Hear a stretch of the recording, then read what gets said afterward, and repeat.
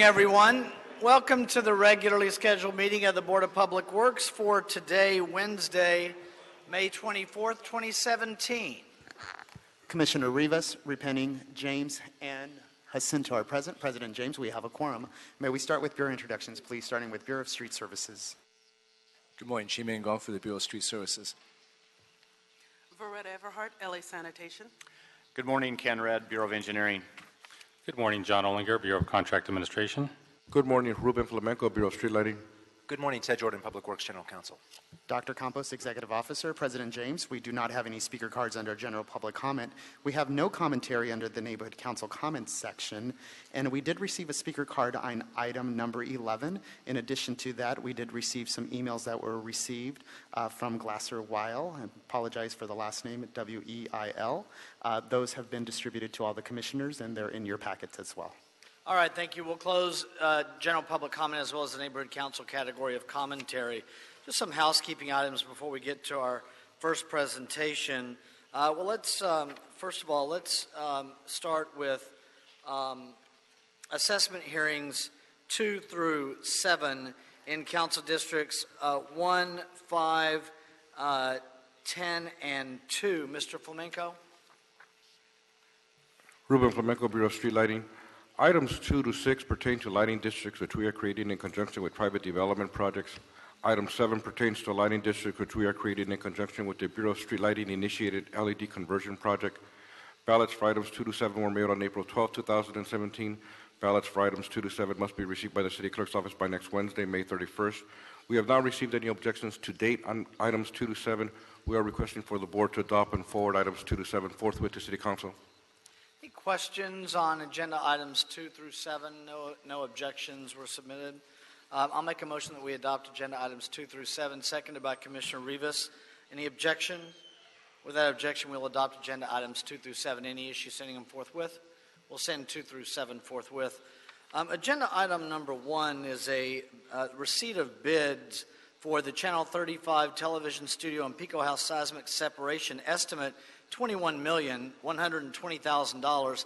This is in Council District 14. Dr. Campos, we are continuing the date for the time of the receipt of these bids. Is that correct? That is correct. The bid was extended on May 22nd to June 28th, 2017. Okay, so that's just a notification for today's agenda.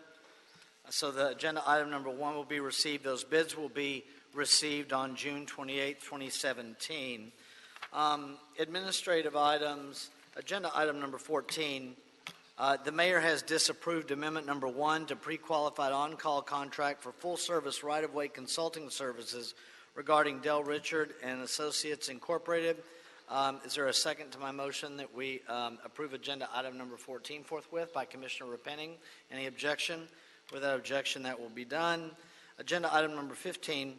The mayor and city council have approved and authorized the board to approve amendment number 1 and to execute the proposed 2-year contract extensions with Epic Land Solutions, Overland Pacific and Cutler Incorporated, and Paragon Limited to continue offering services through the pre-qualified on-call full-service right-of-way consulting services list. Is there a second to my motion that we adopt agenda item number 15 forthwith? By Commissioner Repenning. Any objection? Without objection, we will do that. Looks like we've gotten through our housekeeping and administrative items. We have National Public Service Week National Public Works Week and Public Service Week proclamations and recognitions for the Department of Public Works. Commissioners Jacinto and Rivas.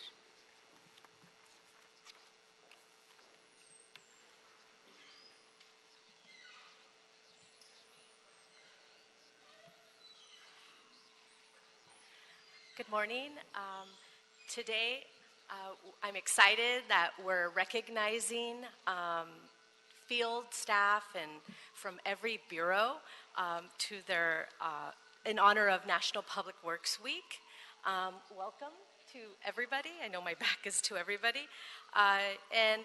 This award was initiated by our Public Works Task Force, which is a group of people with representatives from every bureau. And this group is led by Commissioner Jacinto. So I will turn it over to him, and he will explain how this award was created.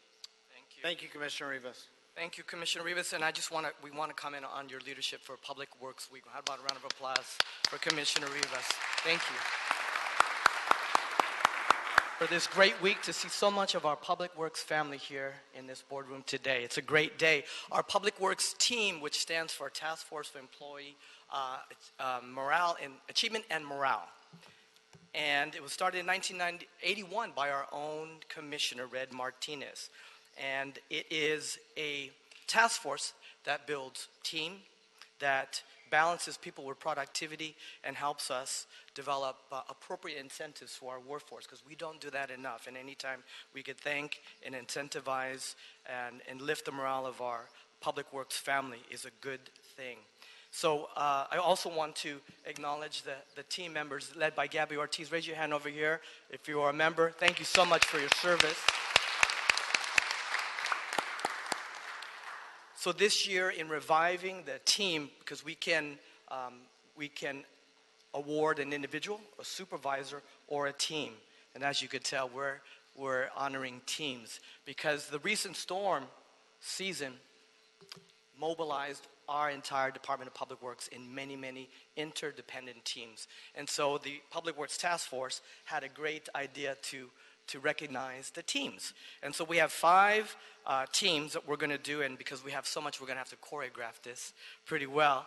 We're going to introduce the Bureau representatives who will talk about what happened, what their Bureau did in relation to everything else for the storm season, and then we're going to have the Bureau leadership come up and present the plaque, and then we are going to hear from everybody, and then take a picture in the back.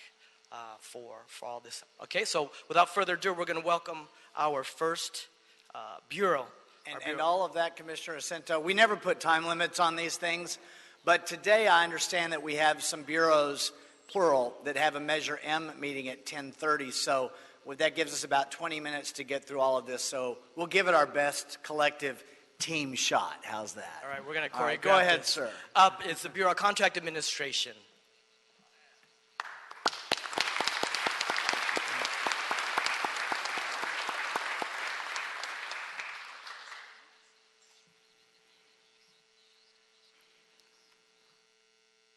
Now what? Is anybody going to want to describe a little bit about what happened during the storm season? Our Inspector of Public Works, Mr. John Reamer. President James, Commissioners, and Department family, we thank you for acknowledging the excellent work of the men and women in this department. The Bureau of Contract Administration, we actually start off the process in July of every year. We notify developers that they need to make sure that erosion control is in place. And we have an erosion control team and the responsibility for this department to ensure that when storms come, any landslides that have been exposed that could potentially run off due to erosion, they've been protected, erosion control measures are in place. The men and women of the Bureau of Contract Administration, they go out every year, and this year was unlike any other that we've had in several. I tell them, as I communicate down, be safe, because their desire, their passion is to make sure that any possible threat is mitigated and addressed immediately. And the partnership with the Bureau of Engineering, the Bureau of Street Services and Sanitation and Street Lighting, it cannot happen alone. And so for all of them that are here, and I can remember when I used to do this, we're talking about some streets that can be very narrow, some that can be very daunting, debris, and yet they brave it to make sure that the right-of-way is cleared when it needs to, for emergency services when that needs to happen. So the Bureau of Contract Administration, would you all please stand up?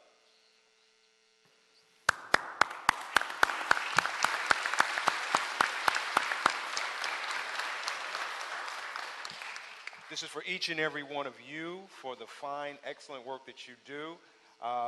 When your families are at home, when others are at home, and you're out making sure that the right-of-way is protected and secure, thank you very much for your service. Thank you, Director Reamer. John. Okay, from the Bureau of Engineering, let's welcome Pat Chang. And Deputy City Engineer Ken Red. Ken.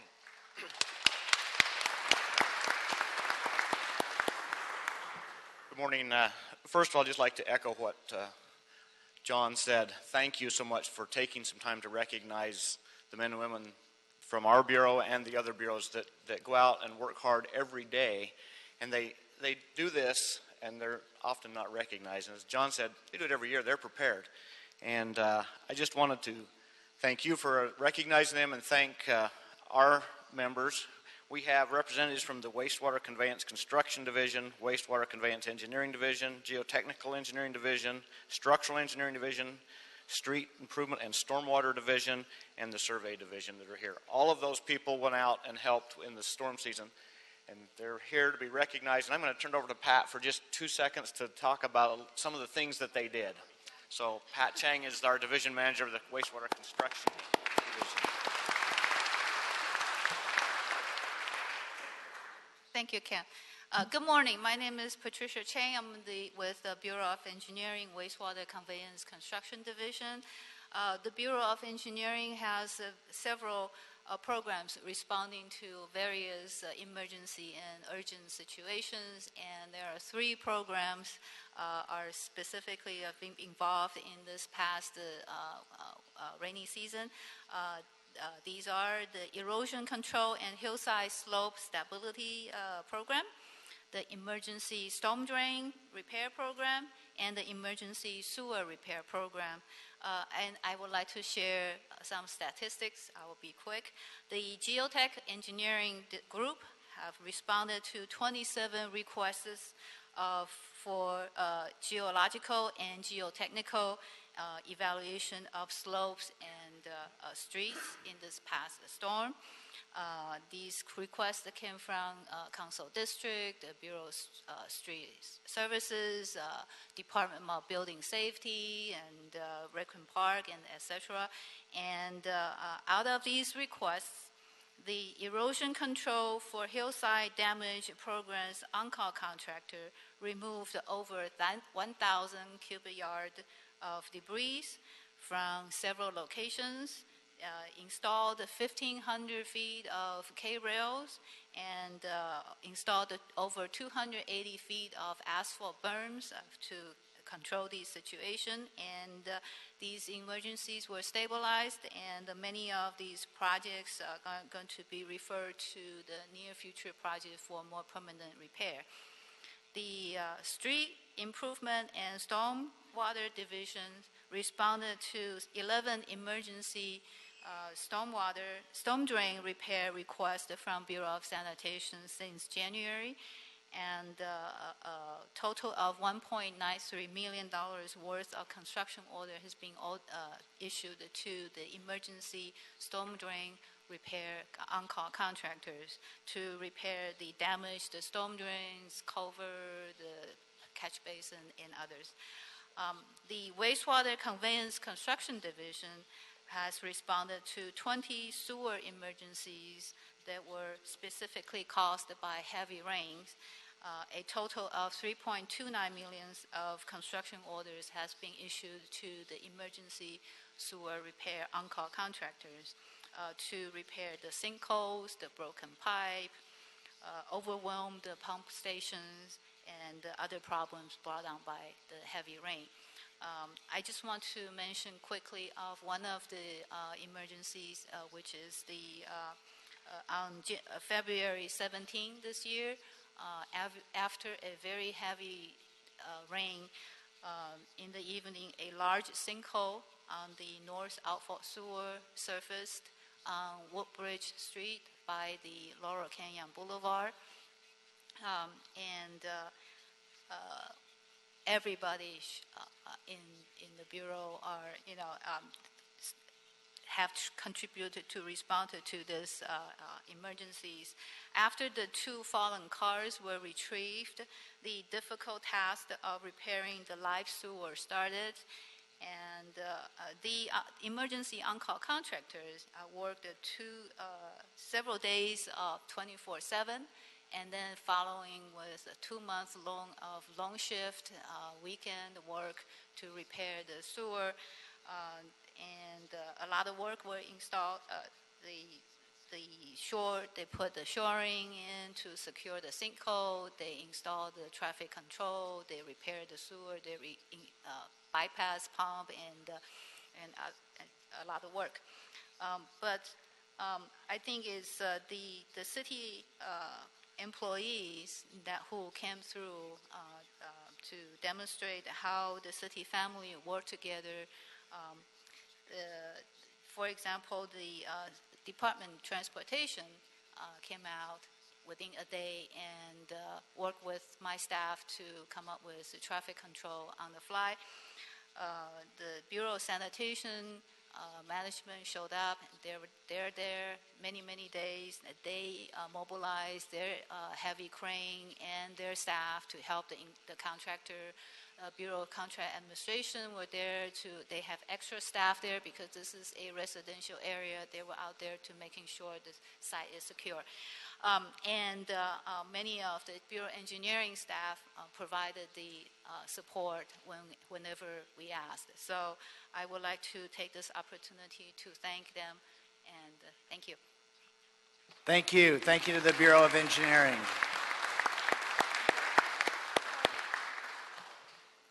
Commissioner Jacinto. Thank you, President James. Next, we have the Bureau of Sanitation, Adele. Come on up, Adele. I have 15 pages.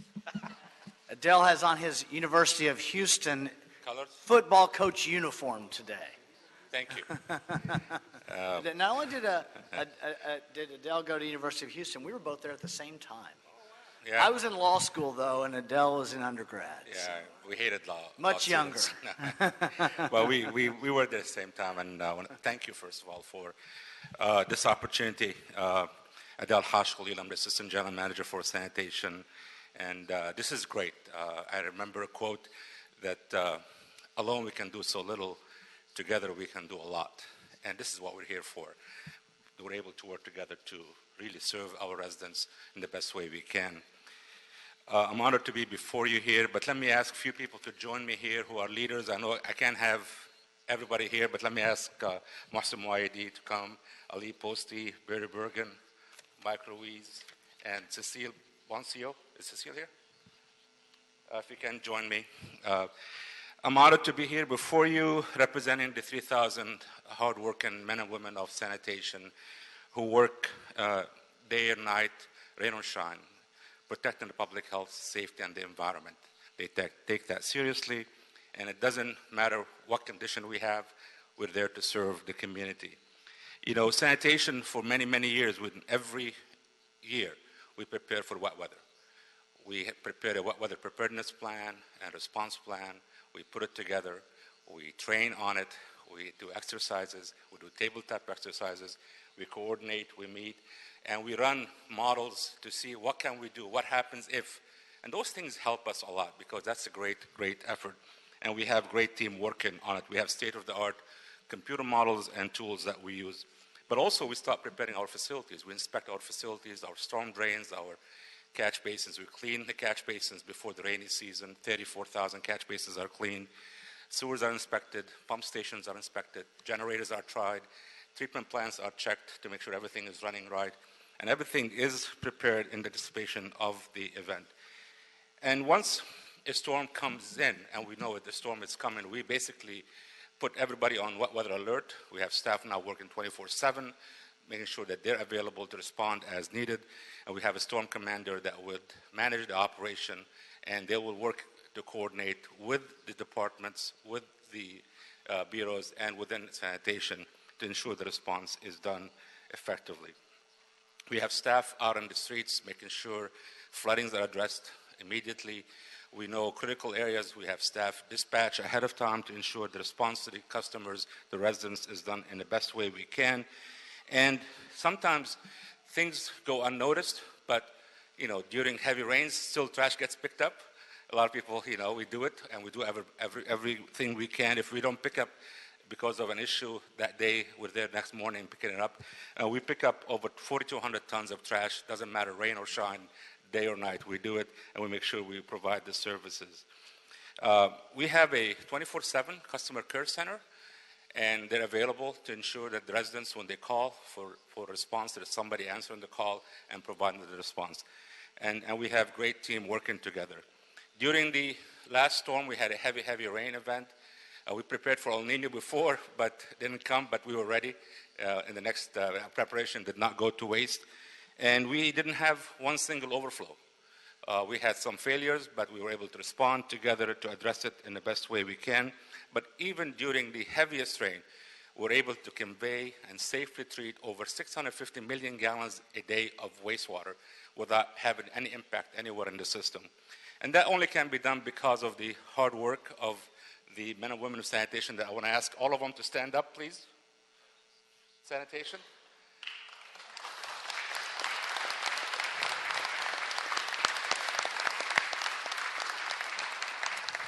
These guys are very proud of the service they provide.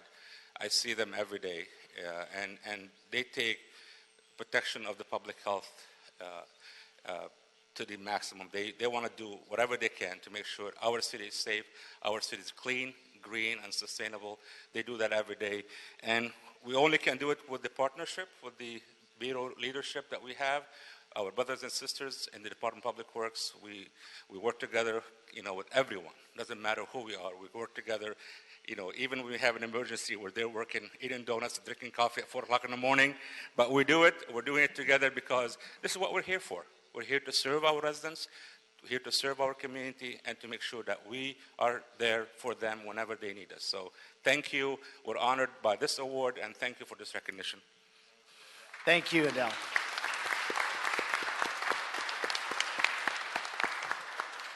Thank you, Adele. Next up, our Bureau of Street Lighting Director, Ed Ibrahimian.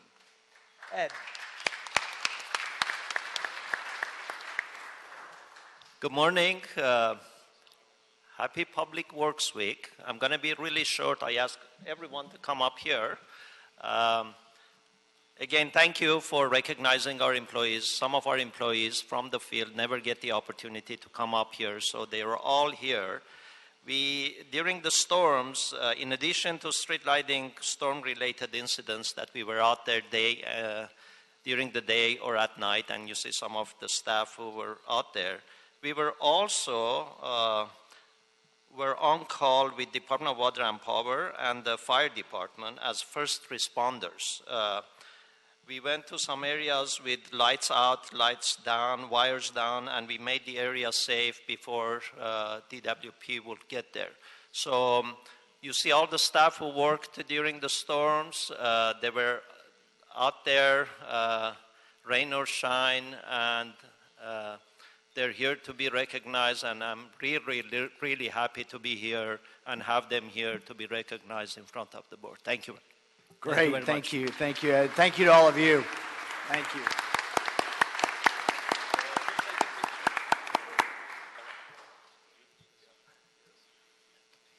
Actually, Ed, we're going to take a picture outside after this, but rounding up our great bureaus for our Department of Public Works. Bureau of Street Services, Nazario.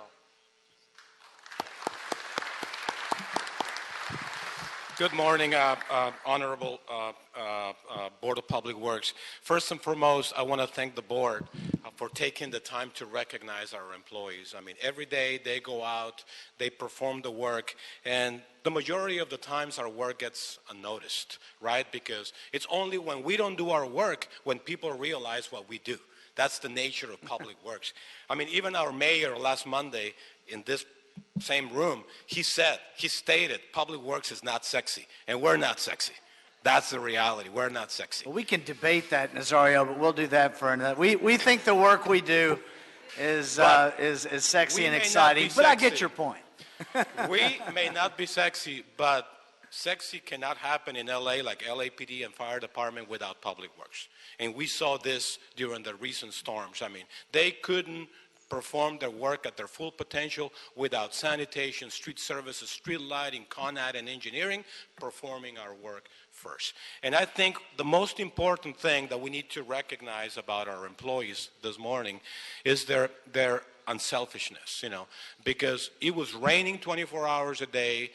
We had over 6,000 tree-related emergencies in less than 2 months. I mean, and our guys and our men and our women, instead of, staying home and saying, you know what, I'm going to stay dry, the only thing they did, they put the blankets on top of their children and they went out to remove trees, right? And that's very commendable. That's admirable when you put the needs of our communities, the needs of our residents in front of your own needs. And I want to thank again the board because the values, the response, the noble deeds that we perform mirror the values of this Board of Public Works. You have given us a lot of good leadership, your vision, the vision of the mayor, and we're only responding. We're only responding, and we're very happy to be part of this tremendous response that a lot of times, once again, doesn't get the real recognition that it deserves. So I want to recognize the men and women of the Bureau of Street Services here, our street maintenance division. Get on your, stand up please. The street maintenance division, the urban forestry division, right? But most importantly, the collaboration that exists within Public Works. I think my colleague, John Reamer, said it very, very nicely. I mean, we all work together very, very, very well. So thank you for the recognition to our employees, and I hope this is not the last time we recognize our employees. Thank you so much. Thank you. Thank you, Nazario. So, you can send message. We're going to take just a couple of minutes, Nazario, from the board here, and then we'll do a photo. We'll start with Commissioner Davis. Well, I would like to congratulate everyone on this week, our week, Public Works Week, all around America. We are what make cities, counties, and states beautiful, and we maintain all public properties, all of those properties that are not owned by homeowners and apartment dwellers. Those properties are owned by us, and they are managed by you. So you are the epitome of what it means to be in public service. I want to thank specifically Contract Administration for inspecting what we expect. I'd like to thank Engineering for coordinating our resources to solve our infrastructure problems in general. I'd like to thank Street Services for creating effective ways for us to travel our roads, maintaining our trees, and transporting our extra debris to the appropriate places they belong. I'd like to thank Street Lighting for enhancing our public safety by lighting up our nights. And finally, I'd like to thank Sanitation for protecting our health and our environment. Congratulations, and I appreciate the service that you provide to Los Angeles and the example that you set for the United States of America because of who we are as one of America's greatest cities. Thank you. Thank you, Commissioner Davis. Commissioner Repenning. I just also want to congratulate everyone. This past rainy winter was the first really wet winter we've had in a while. They predicted a wet winter the winter before, and we didn't have it. This one was not supposed to be wet, and instead it was actually very rainy. It was a good test of what we're up to, of what we're capable of, and I would say that we passed with flying colors. As Nazario sort of noticed, no news is good news. The fact that we were not all over the news with failures means that we were actually performing well and doing our job successfully. I think one of the things that has come out through the course of this discussion is that one of the core functions of our department is actually provides for public safety. When nothing else can happen, when street lights are out in a storm, when the roads are impassable because trees are down, when the sewers are flooded and cars can't get through. These are all the basic foundations for our city, for other things to be able to occur, for public safety vehicles to be able to get to where they need to go, for fire and police to be able to do their jobs, for people to be able to get home and take care of their kids, and just the basics of life in a city can't happen without all of you doing this incredible work both on the offense and on the defense. So I just want to thank you for day in and day out. I know most of you have probably been doing this for a while and have given so much of your lives to our work here at the city. And so I just want to thank you and wish you a great Public Works Week 2017. Thank you, Commissioner Repenning.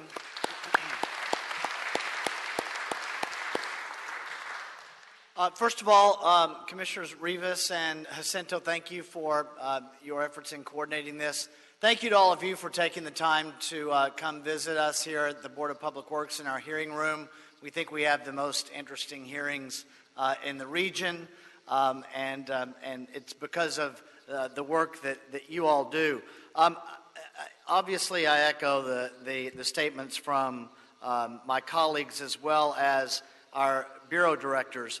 But let me just say from my perspective that, and pun intended here, the teamwork that we saw during this storm season was terrific.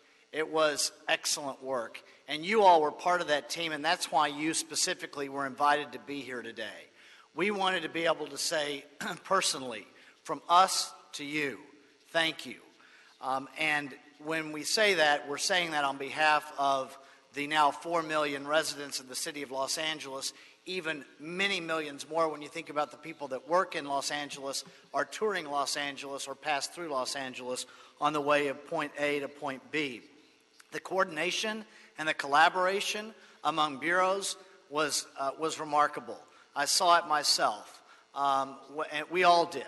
Whether it is we were dealing with the mudslide in Laurel Canyon, whether we're dealing with the sinkhole in Studio City, or any of the numerous other emergencies around the city that happened this season, the collaboration was really top rate. And not just the collaboration among the bureaus of the Department of Public Works.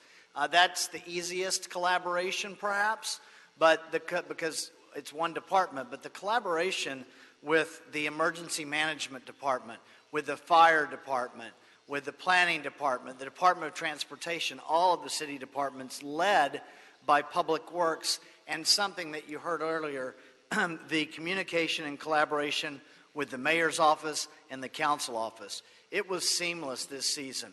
And we did have a bit of a warm-up, at least in practice, or not, maybe not in practice, but in preparing for practice, when we got the word last year from the National Weather Service and some of the experts that last year was going to be the rough year.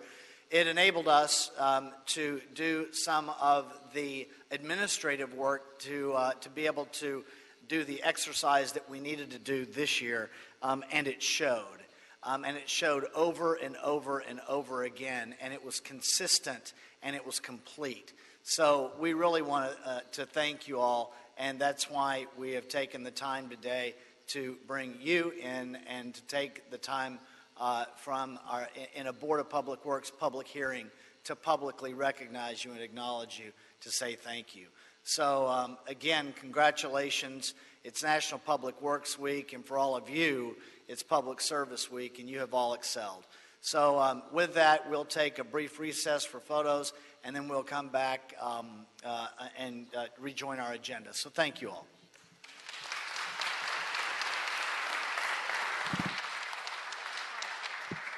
We're going to do photos in the back of the room in the same order that your award was presented. So each bureau will have a photo. So we'll start with Con Ed.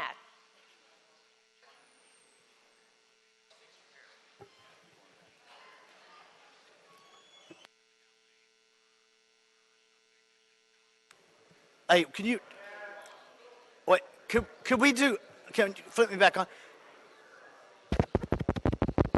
Could we do what? Could we do BOE and BSS first, since they have the Measure M meeting? Yeah.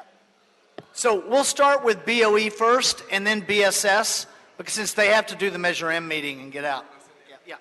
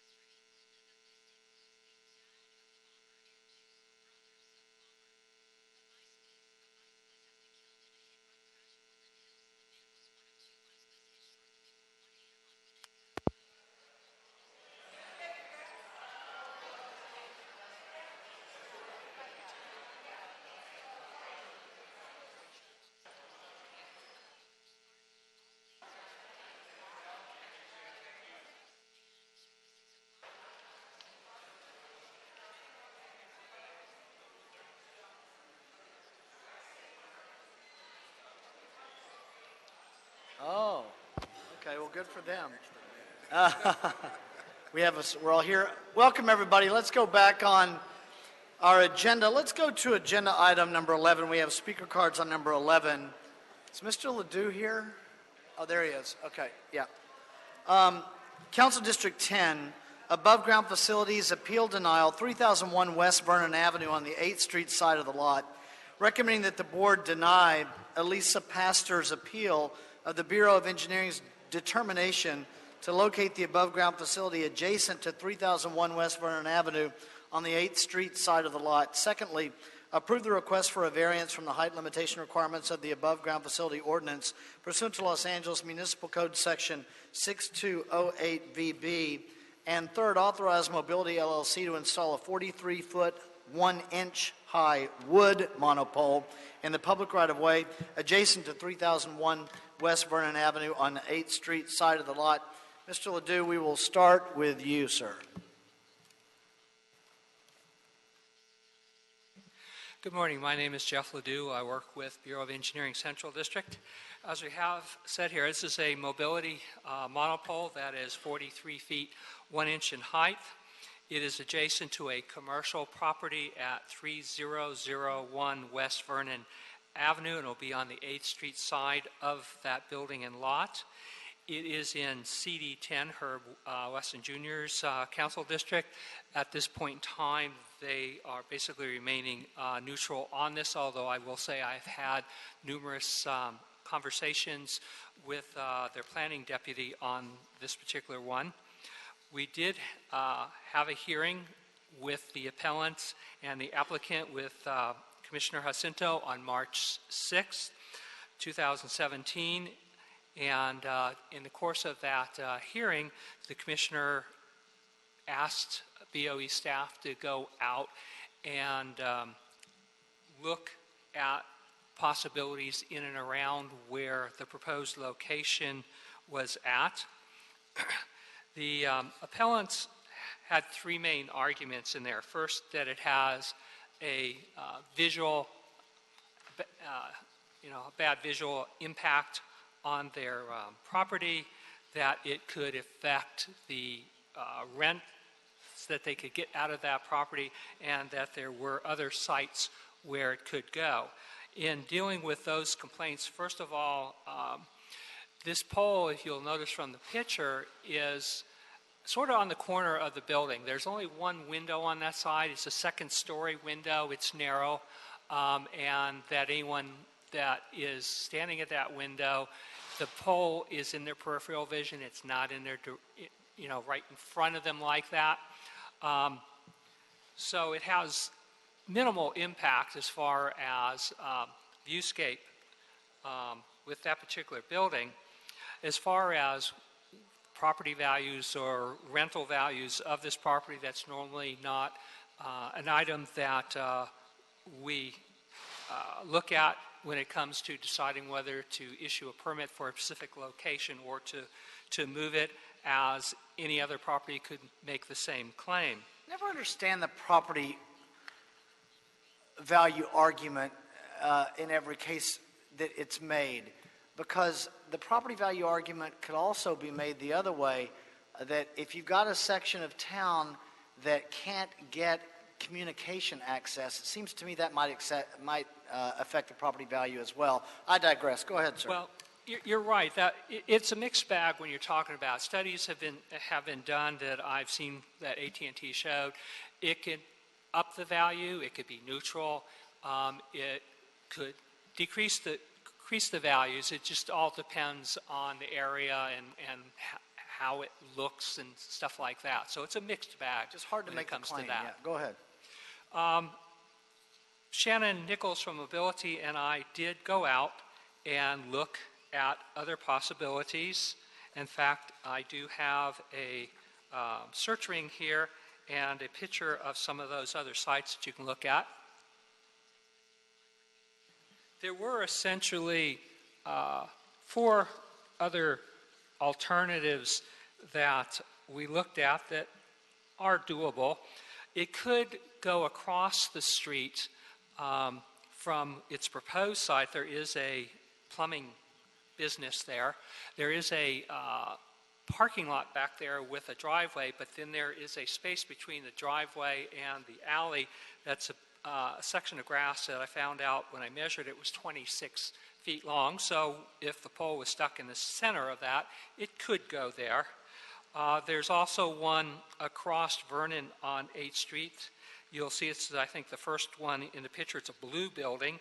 You'll notice that that is a commercial building. It's attached to what looks like possibly a church that's in the building next to it. It may even own that one. I'm not sure, but you'll notice it's a blank wall there. It could go in the sidewalk at that point. Is that the one that's near the 7 Days Auto Repair? It says it's at 2926 West Vernon Avenue, and the building has a sign that says. Oh, I'm looking at. I'm sorry. I'm two slides ahead of you. Go ahead. Okay. Word Training Center. So that was a possibility. Then when you go, basically, I think it's west on Vernon, and you turn south on 9th Avenue, you'll see two pictures. One, it looks like a pinkish orange building at 3028 West Vernon Avenue and 9th Avenue. You'll notice that there's a parking in the back and there's a green parkway. It could go there. You would notice that that's a lot more open site than where it's proposed, so it'd be a lot more visible to that particular area, but it could go there. And across the street from that site is another commercial. It says LA 7-Day Auto Repair at 3100 West Vernon Avenue. There must have been a driveway there at one time that no longer really exists. You'll see the building comes all the way across that lot, and it is a commercial entity. So it's a possibility that it could go somewhere along that particular commercial lot. So there are other lots. I will say for the site that was proposed, it's almost near perfect for what we asked for. It's sunk back in on the side of a property. It is a commercial property. It has limited visibility on that property, and that's normally what we try to strive for, keep it out of the residential areas and out of in front of the apartment entrances and stuff like that. So from that criteria, it's almost as good as we get. I mean, the only way that site would be more better is there's no window at all there. But in this case, the monopole is not directly lined up with that window. So that's where we were at with this particular case and what the possibilities are. So just if I could ask you a couple questions about some of the alternatives, Mr. Ledoux. I'm looking at 29, 26, let's see, the first, second, third, fourth slide, the one with the shrubs there. Okay, that's across the street from the proposed location, and that is a plumbing business right there. Yes, but the monopole would go adjacent to the parking structure, or not even the structure, excuse me, a surface back parking lot, right? Correct. Is that a better scenario than what we're facing right now? Yes and no. It puts it so that it faces, like you said, a parking lot back there. So it's not as adjacent to a building. And it's not adjacent to a building. You do have the alleyway and you do have the parking lot, whereas you're not faced with a driveway on the other side of the street. Line of sight issue? Yeah, line of sight. I mean, the other ones has much less problem with line of sight. This is, since it is 26, because I thought that was really short, so I went out and measured it. So it'd be 13 feet either from the edge of the driveway coming out of the alley or out of the parking lot, so it would have minimal visibility impact. The other one's better from that regards, but yes, that's the logistics of that one. And the first one, at 2926 Vernon and 8th at Moore Shore Wood Training Center on the side of their building, is that a better site? It has a couple virtues. One, you're talking about the blue building, the training center. There are no windows on that side of the building. Right. It is back some from the, you could put it back towards the rear, so it's back from the street. It does have what looks like apartment building across the street, and it'd be a lot of windows along there. But from the standpoint of the side of the street it's on, it does have some, it has merit because there are no windows, and it is back, and that is a commercial building. Would any of these alternative sites restart the notice process? All of them would. All of them would. And do we have a shot clock issue here? Yes, we do. This is a cell site. This one was applied for November 16th, 2016. I would imagine that we're somewhere at least 100 days into the shot clock on this one. And just for general education, the AGF approval is only one of 3 approvals that this basically has to go through, because once I approve the AGF, then it has to go through a technical review to get the U permit to construct. And because this is a cell tower, it has to have a structural pole calculation approval by Structural Engineering Division of BOE. So when we're talking to shot clock, I'm only one part of that. Got it. Were these alternative locations, what resulted in your research in these locations? Was it something you did on your own? Was it something that was requested by us? Was it something that was offered by the appellant? Any of those? There were some offered by the appellant. One of the ones offered by the appellant is just north on, I guess it's 8th Street there. There are medians, very large medians that separate the road, and it was in some of their material that they presented. I did go out there with Shannon Nichols from Mobility and look at that. They showed 3 trees in the overhead, but when we got out there, 2 of those trees no longer existed, so you didn't have problems with urban forestry, and it could have gone there, but it was the front of the apartment complex on either side. But yeah, some of these sites were suggested by the appellant, and several others were when I went out there to see where else it could go. Okay. Any questions, any other questions for Mr. Ledoux before we go to the appellants? Commissioner Jacinto. Thank you, President James. Jeff, we're 100 days in the shot clock. What is the total on the shot clock? This is a 150-day shot clock on this particular one. And what happens after 150 days? Technically, according to the regulations, all the applicant has to do is send us something in writing, say we're in violation of the shot clock, and the permit is deemed approved. And that could be an email. Thank you. Thank you, Commissioner Jacinto. Commissioner Penning? I'm confused about this packet that we have. Why are there pictures of smart poles in here? The street lighting smart poles? You're talking about that one that is in their package. It has this big square base on it and comes up, and it's a sort of a grayish one with a bulb end.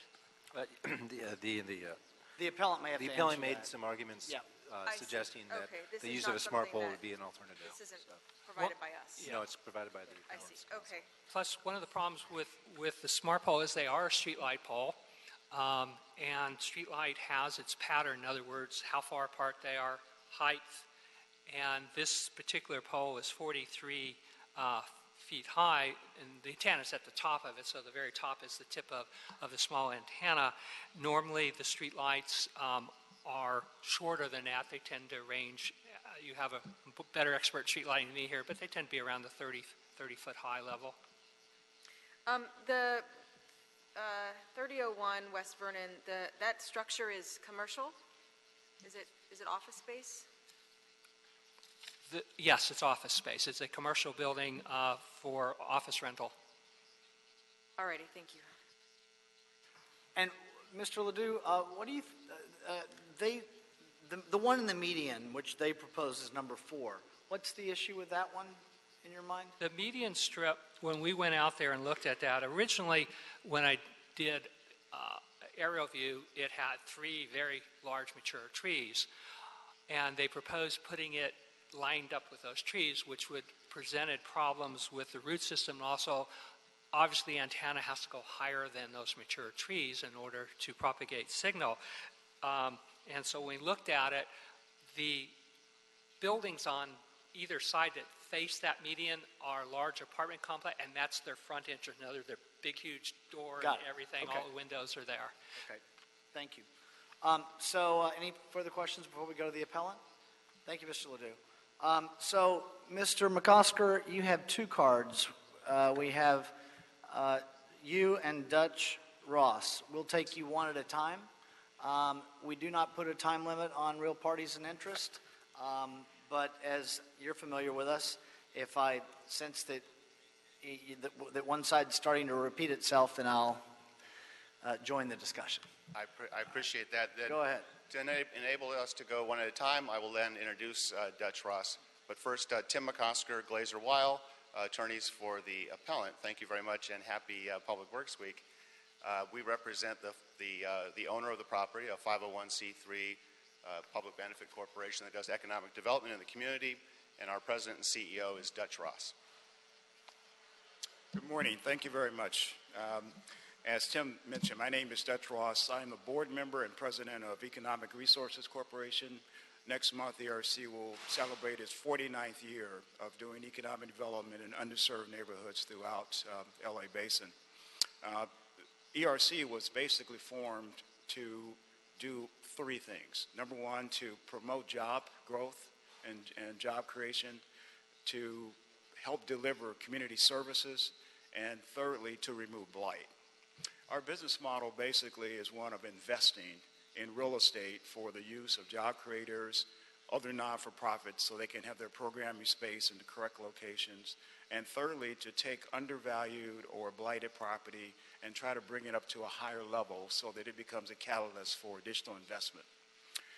We purchased this building from the Los Angeles Urban League approximately 2 years ago. It was a building that it was not used by the Urban League and had tremendous deferred maintenance. We have invested heavily in this building because part of the ERC success story, and it's a very successful not-for-profit in LA, has been branding. We do quality work.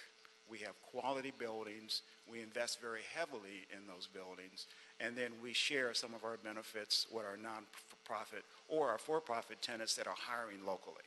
So that's the crux of our model. This building is going to be a two-story, 6,144 square foot office building.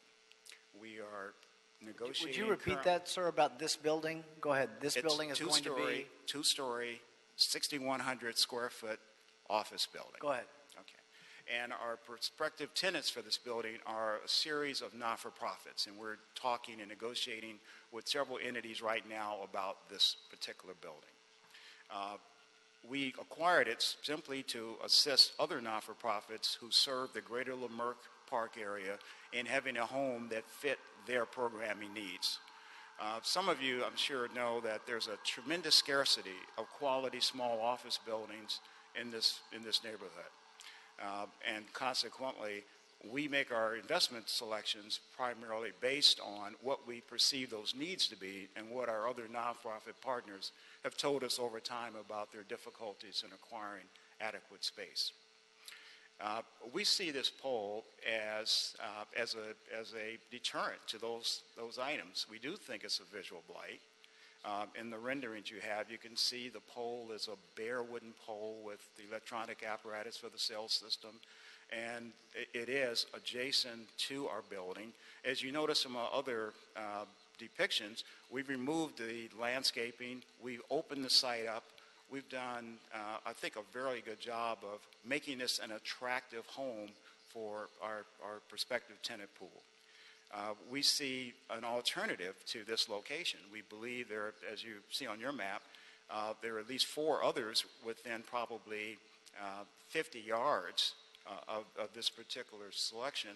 You should also note, though, that where Mobile Light wished to put this pole is on the outside perimeter of the zone that they're trying to cover. We've only looked at just a quadrant, just a little space around our building, but that radius is much larger.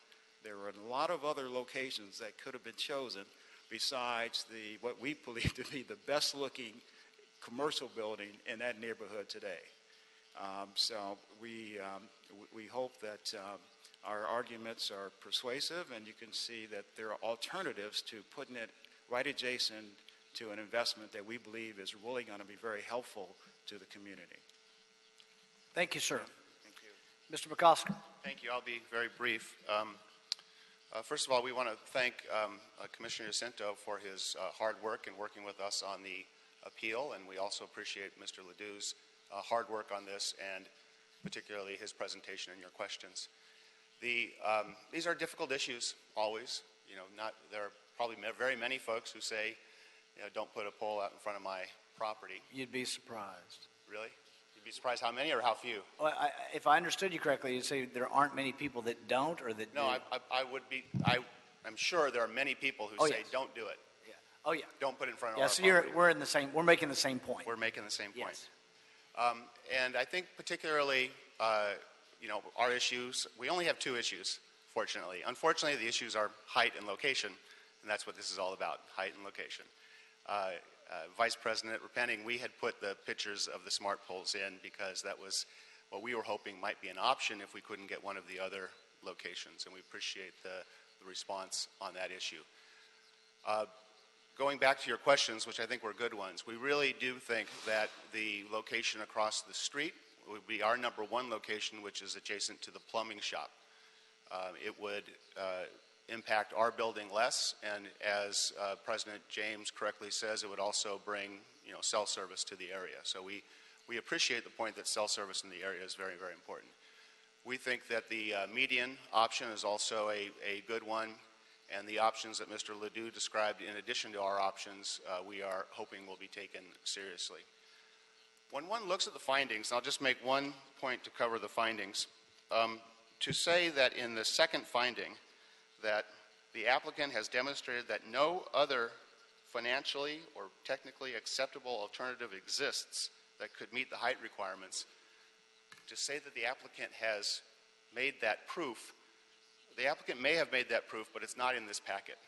I mean, I think the answers to your questions indicate that there are other feasible financial, maybe it's more expensive, there are other feasible alternatives, and I don't see any proof that moving it across to the plumbing shop is infeasible or financially unacceptable, or moving it to the median or moving it to the other side of the street.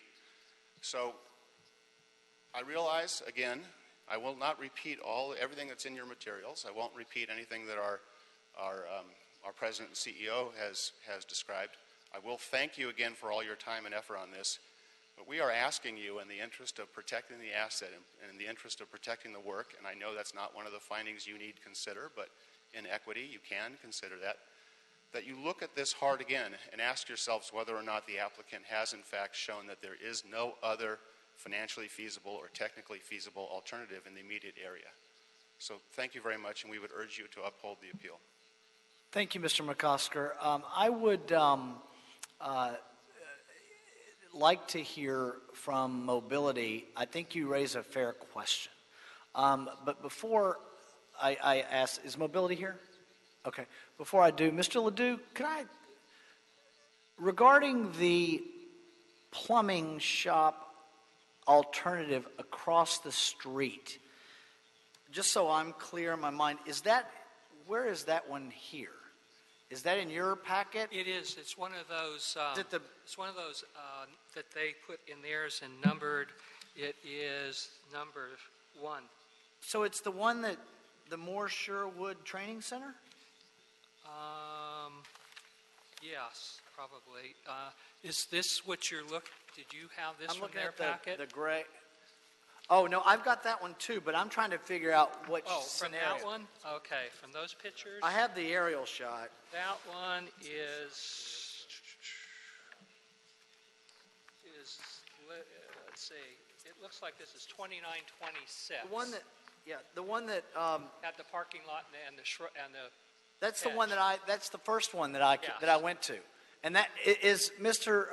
McCosker, is that one your number 1 in the aerial shot? Yes, sir. I would call it immediately across the street, the plumbing shop. Yes, that would be our number 1. Okay, thank you.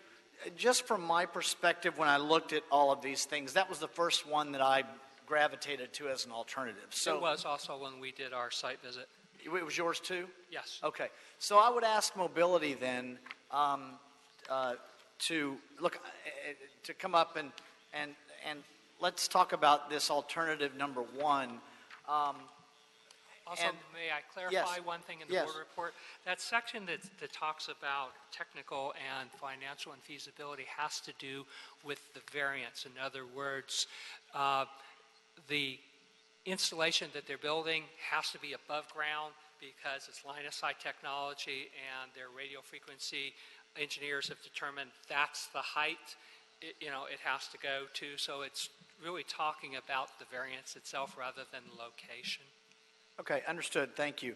So I would like to hear from mobility on their thoughts on alternative one versus the proposed location. Hello, my name is Shannon Nichols, and I am the Los Angeles Permitting Manager for Mobility. I don't have what you guys consider one or two or three. If someone could. We'll get it for you. I could help that. Okay, so number one is directly across the street. When Jeff and I went to look at it, obviously we could move it there. Part of the code does say to keep in line with other facilities. On their side of the street, there is a light pole, there is a meter pedestal, Right. there are trees that help sort of blend and conceal it, as well as the building height helps blend and conceal it. On the other side of the street, there's nothing there. And when I get these appeals, not only do I listen to the appellant's case, I try to look at the neighborhood as a whole and what's in the best interest is the neighborhood.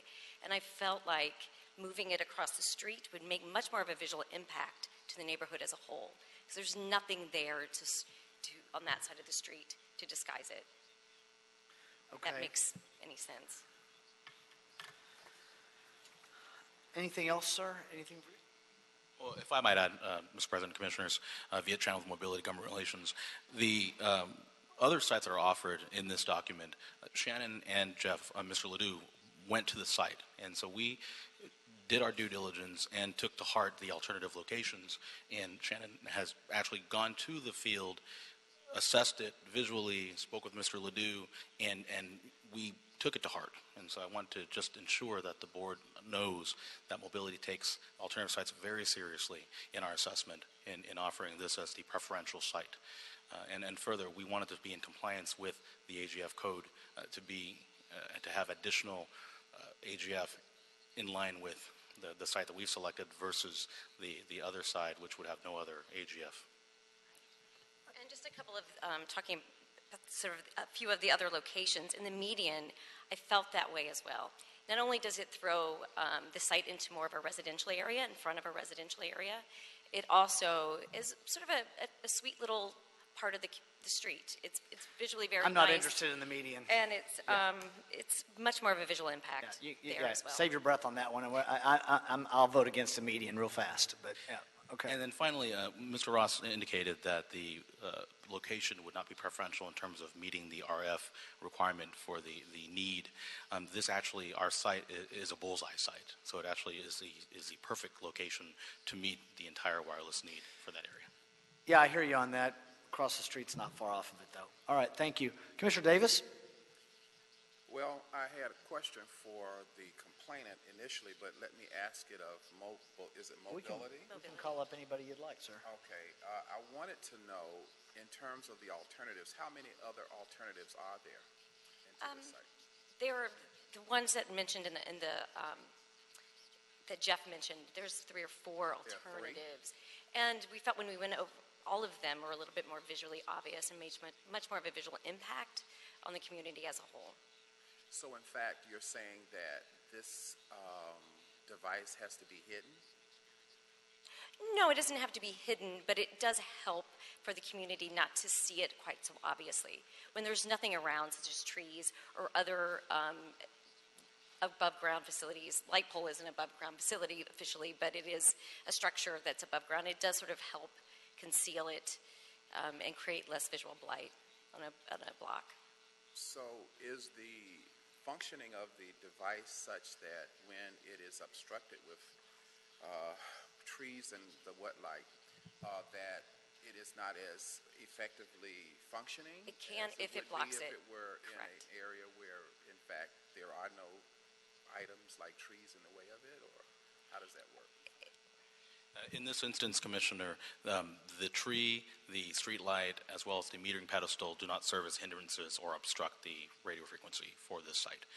So it's really not an impact to have it in line with the tree and the street light and the meter pedestal. So this device will help us with cellular phone coverage, or It's data, and so Data, it's densifying the backhaul network, yes, sir, and broadband, and so it's not for voice, but for the densification of what currently, when folks in the area, the constituents in the area, need to download, whether it's Netflix or do work from home, whether it's Google Maps or Waze, this will densify it so that they have reliability and to increase the service. So, of the three other alternatives, neither of the three alternatives are available for us to consider?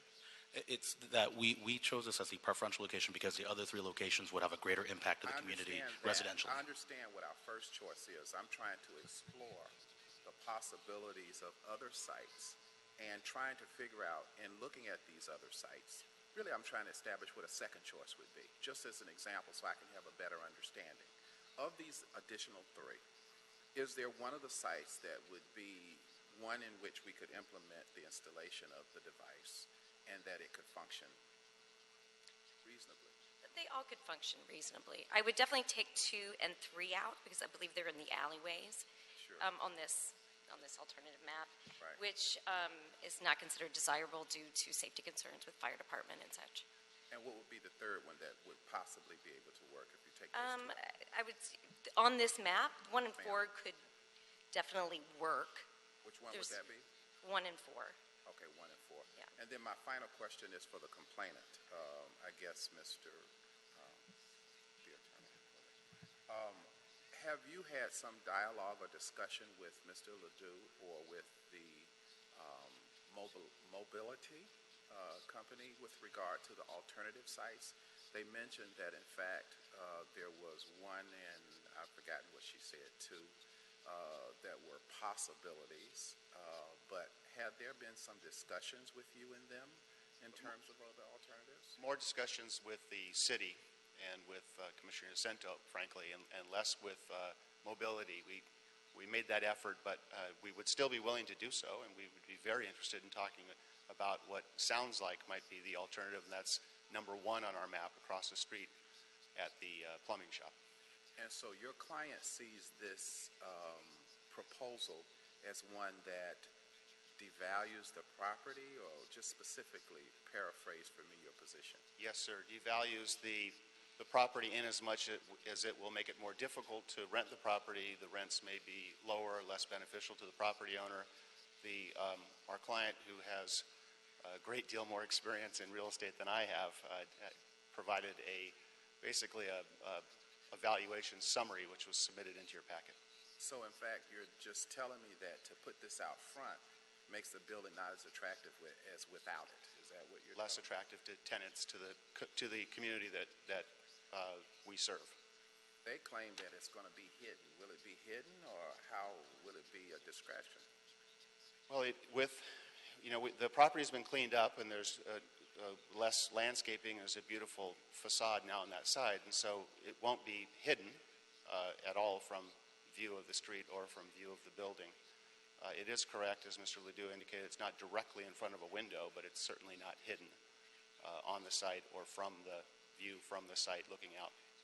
So the device and summary will have some exposure as well at that particular location. It will. A 43-foot tower is going to have, by its very nature, because of the sight line, is going to have exposure. And I realize that the challenge for everyone, for the applicant and for the city, is to find a spot that has line of sight, but also has the least amount of impact on the community, which is why we think, we obviously object to the site location, which is the red star on your map, and we think that the location number 1 on our map is the best site for the community overall, taking into account our concerns.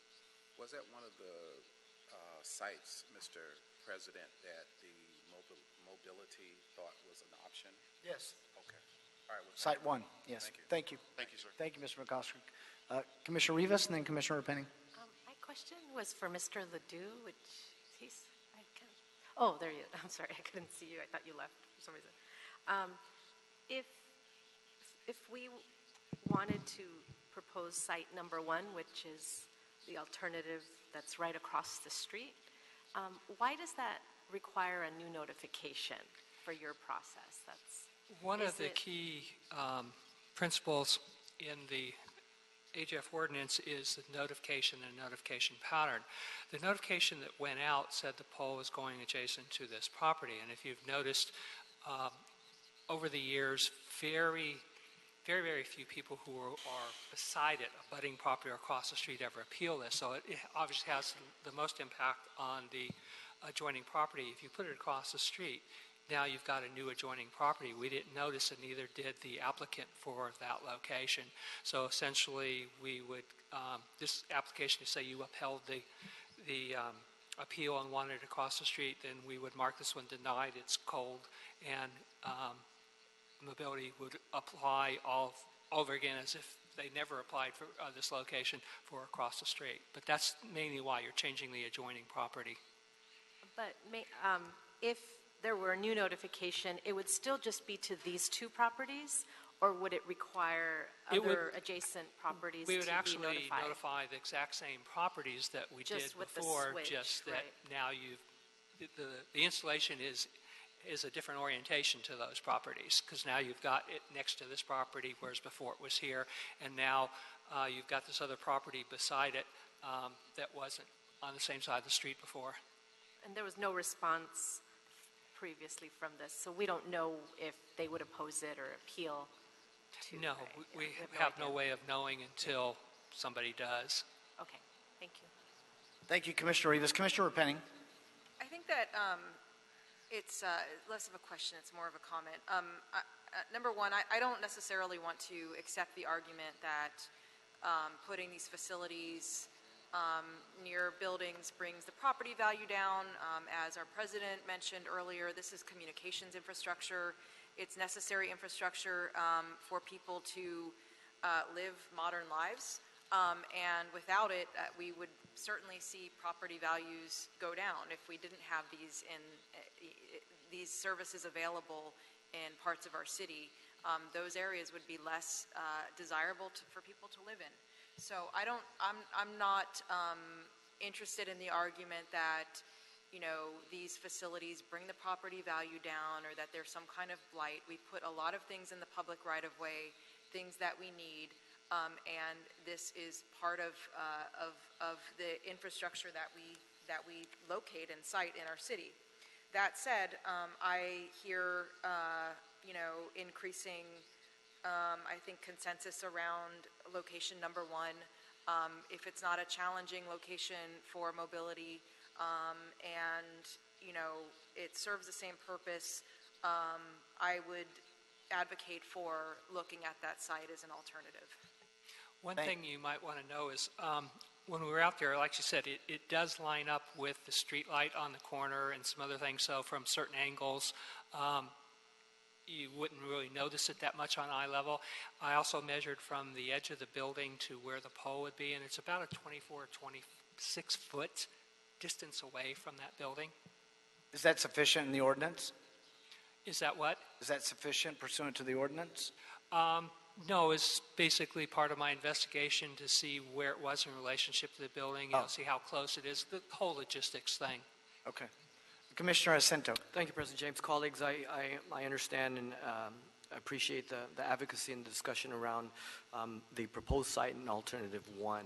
I think I want to point out that the diligence done by our staff in determining that site one or the proposed site is really the ideal site given all the parameters, and another notification pattern really does not allow us the finality of, yeah, that's where it's going to be placed. It may be appealed. And obviously, we're managing the balance between infrastructure development and citizen and stakeholder advocacy. So I'm going to continue to stand in terms of denying the appeal on this one. Okay. We don't have any more questions, do we? Any more questions? I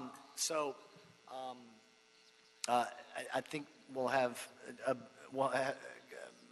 Dr. Campos. We'll have a vote by show of hands. I I've been at this long enough to anticipate that we've got some that want to deny the appeal and some that want to perhaps grant the appeal. Let me ask this question.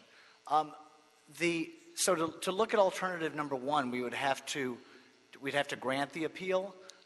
Yes. And then send mobility back? Yes. Okay. I'm going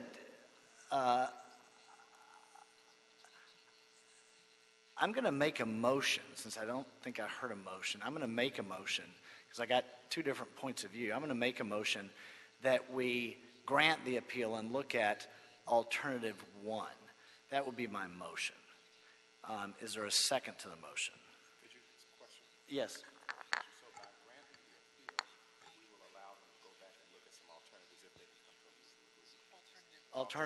If granting the appeal on alternative, for them to look at alternative one would be the instruction. And Mr. President, if I could, Fernando Campos, Executive Officer, if the board were to consider to uphold or to grant the appeal, that it only addresses recommendation number one on the report. There's 4 recommendations in the report, so therefore you have a couple of options. One, you can approve the report as presented. 2, you can uphold or approve the appeal, and then you would have to still consider item 2, 3, or 4. Or 3, you can continue those items until a future date, or take a stance right now in terms of what you do with recommendations 2, 3, and 4, or take a position on those. Hey, well, so in other words, there has to be direction in terms of what we do next after the consideration of the appeal. Fair enough. So let me try and put the direction that my motion's going, and with counsel from Mr. Jordan and Mr. Campos, we'll figure out if we're doing it the right way.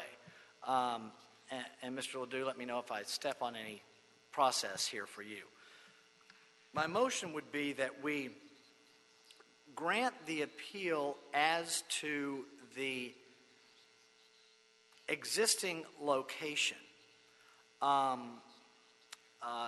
Well, here's what I'm interested in. Let me back up a little bit and let me tell you what I think is going to happen.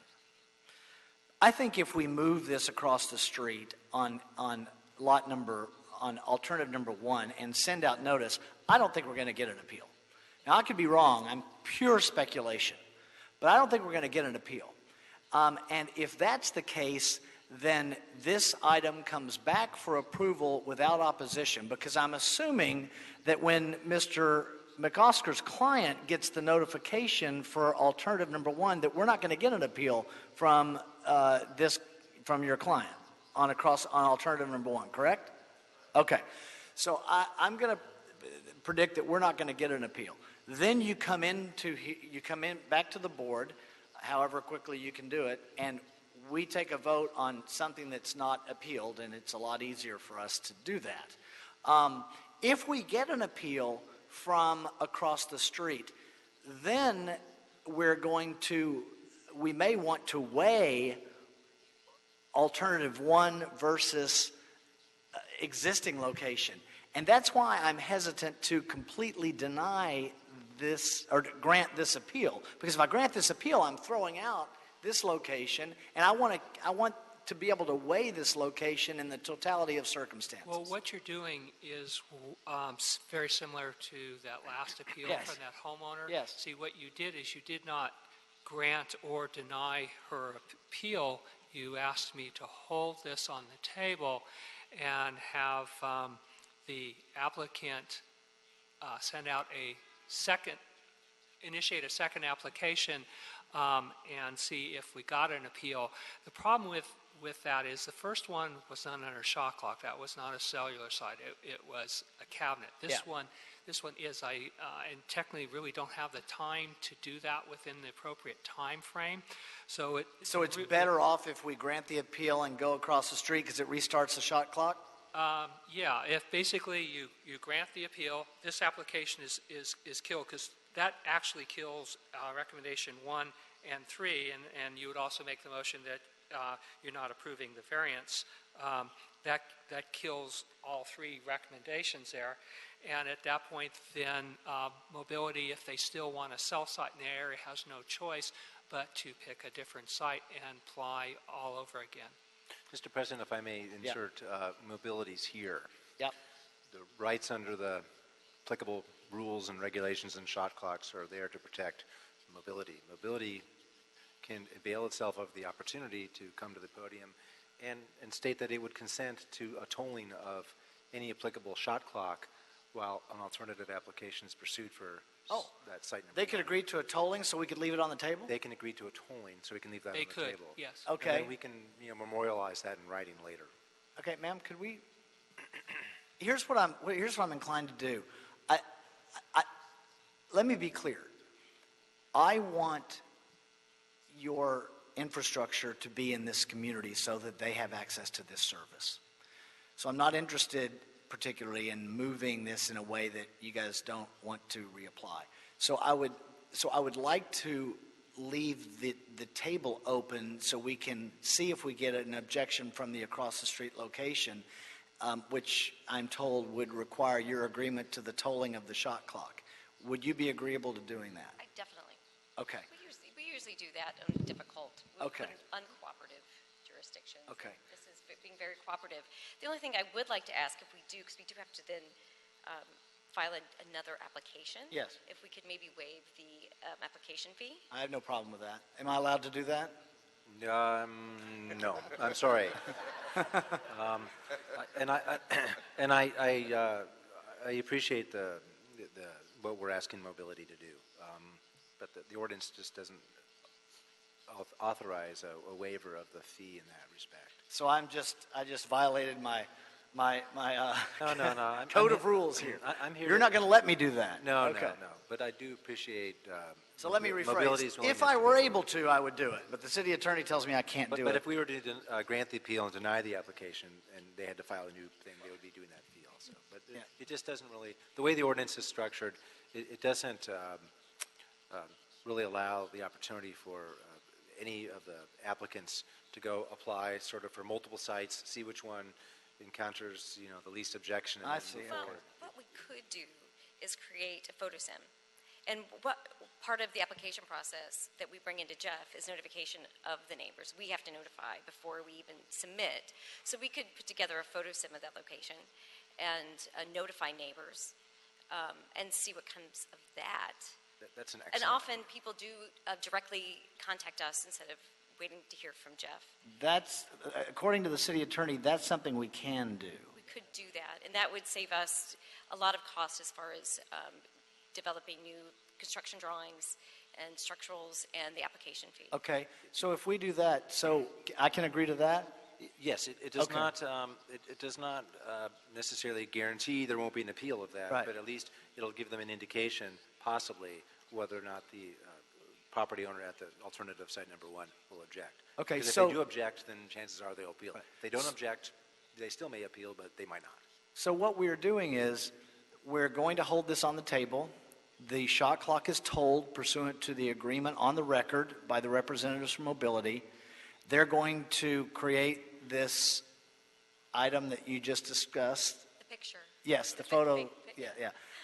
And then we're going to get a sense of whether or not we're going to get an appeal from alternative number one, because I don't think we are, and if we don't, then we're going to grant the permit on alternative number one. If we do get an appeal, we'll have another hearing. Okay, and then I'll send in an extra notification to Commissioner Jacinto if that's. Okay, is that okay, everybody? Colleagues, is that okay? Commissioner Jacinto? I just would like to understand that the tolling is a tool that we can use to kind of vet when there are issues like this. So I appreciate hearing from Ted that we can employ this and that Mobility is willing to do this and sort of move it forward. Our process is really to balance and to develop the telecommunications infrastructure, and that's what we're trying to do as a city, balancing that with our advocacy. So what we're able to do in this case is get a resolution that everybody can live with. Okay. Commissioner Penning? I support what you're trying to do, Mr. President, on this. However, I also just want to say into the future, I don't want to get too much into the business of waiving things for the telecommunications companies that are trying to place sites with us. I mean, for us, people want to put a structure in. It's not always going to happen where and when they want it to, and that's part of the process, and money will be spent as part of that process. On the other hand, when these facilities do get sited, a lot of revenue is generated. And so I understand we're trying to make this work for right now, but I also don't want our board to get into the business of where we feel that we need to save costs to these companies that are generating revenue on the basis of us not feeling 100% that we are ready to cite where they would want it cited. Thank you. Thank you. Commissioner Davis? I wanted to add, though, on behalf of corporations who come to us like Mobility, that implementing a rigorous process, a feasibility process in the beginning will, in the future, give you an indication so that you will not have to unduly continue to pay fees.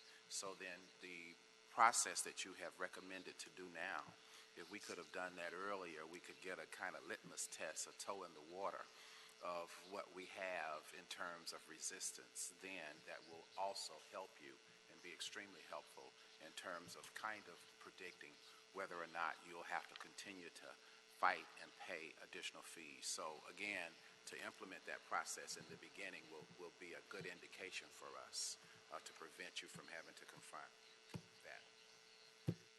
Thank you. So we're essentially going to be continuing this item, correct? That is correct. That's going to be the motion from the board. So the proposal is that we continue this item. Is 90 days enough time? Do you want shorter times? 90 days work. So we're at May 24th. How's August 24th? It would have to be Friday, August 25th would be How's the next, Friday, or August? Wednesday, the 23rd. That's fine. We'll try to do it sooner. Okay. But that gives us time. Okay, we can continue it to then. If you get it done sooner, you can just post it. You can Friday, August 25th? Yeah. If they get it sooner, they can just move it up. Okay. Sounds good. Thank you. Great. And just to clarify, when you mean move it up in terms of the date, it's would be easier, or I guess would be more administratively feasible for us to just continue the item to a date to be determined, as opposed to putting a hard date on the item. So if your board wishes to continue the I may date, be on vacation around that time. I need to check. Then why don't we do that? continue to a date to be determined by all parties. If we can do that administratively, we'll do that. Perfect. Thank you. Mr. Jordan? Yeah, so if the alternative one pans out and they apply for the permit and there's a variance, so that alternative number one will have to come back. This application that you had before you today, theoretically that one just gets withdrawn and never even comes back. Okay. But there will have to be a hearing at some point, at a minimum on the variance. It's either going to... You will need to grant for that alternative site, which also Right, so needs we know we're going to hear this again. We're either going to hear it without objection for alternative one, or we're going to hear the parties again. Yes. Okay. I'm somewhat confused administratively as to what I am carrying out at this point. Because, like I said, the system is set up for one site, one application going through the entire process, and I'm hearing like that's not what I'm going to be doing here. Well, I can talk to Jeff offline, or I can Yeah, try why to don't you do explain it that? here. Okay. Yeah. Okay. Let's continue the item to a date to be determined. We'll iron out the administrative issues. Okay. All right, thank you. Thank you, everyone, for your participation. Let's go to agenda item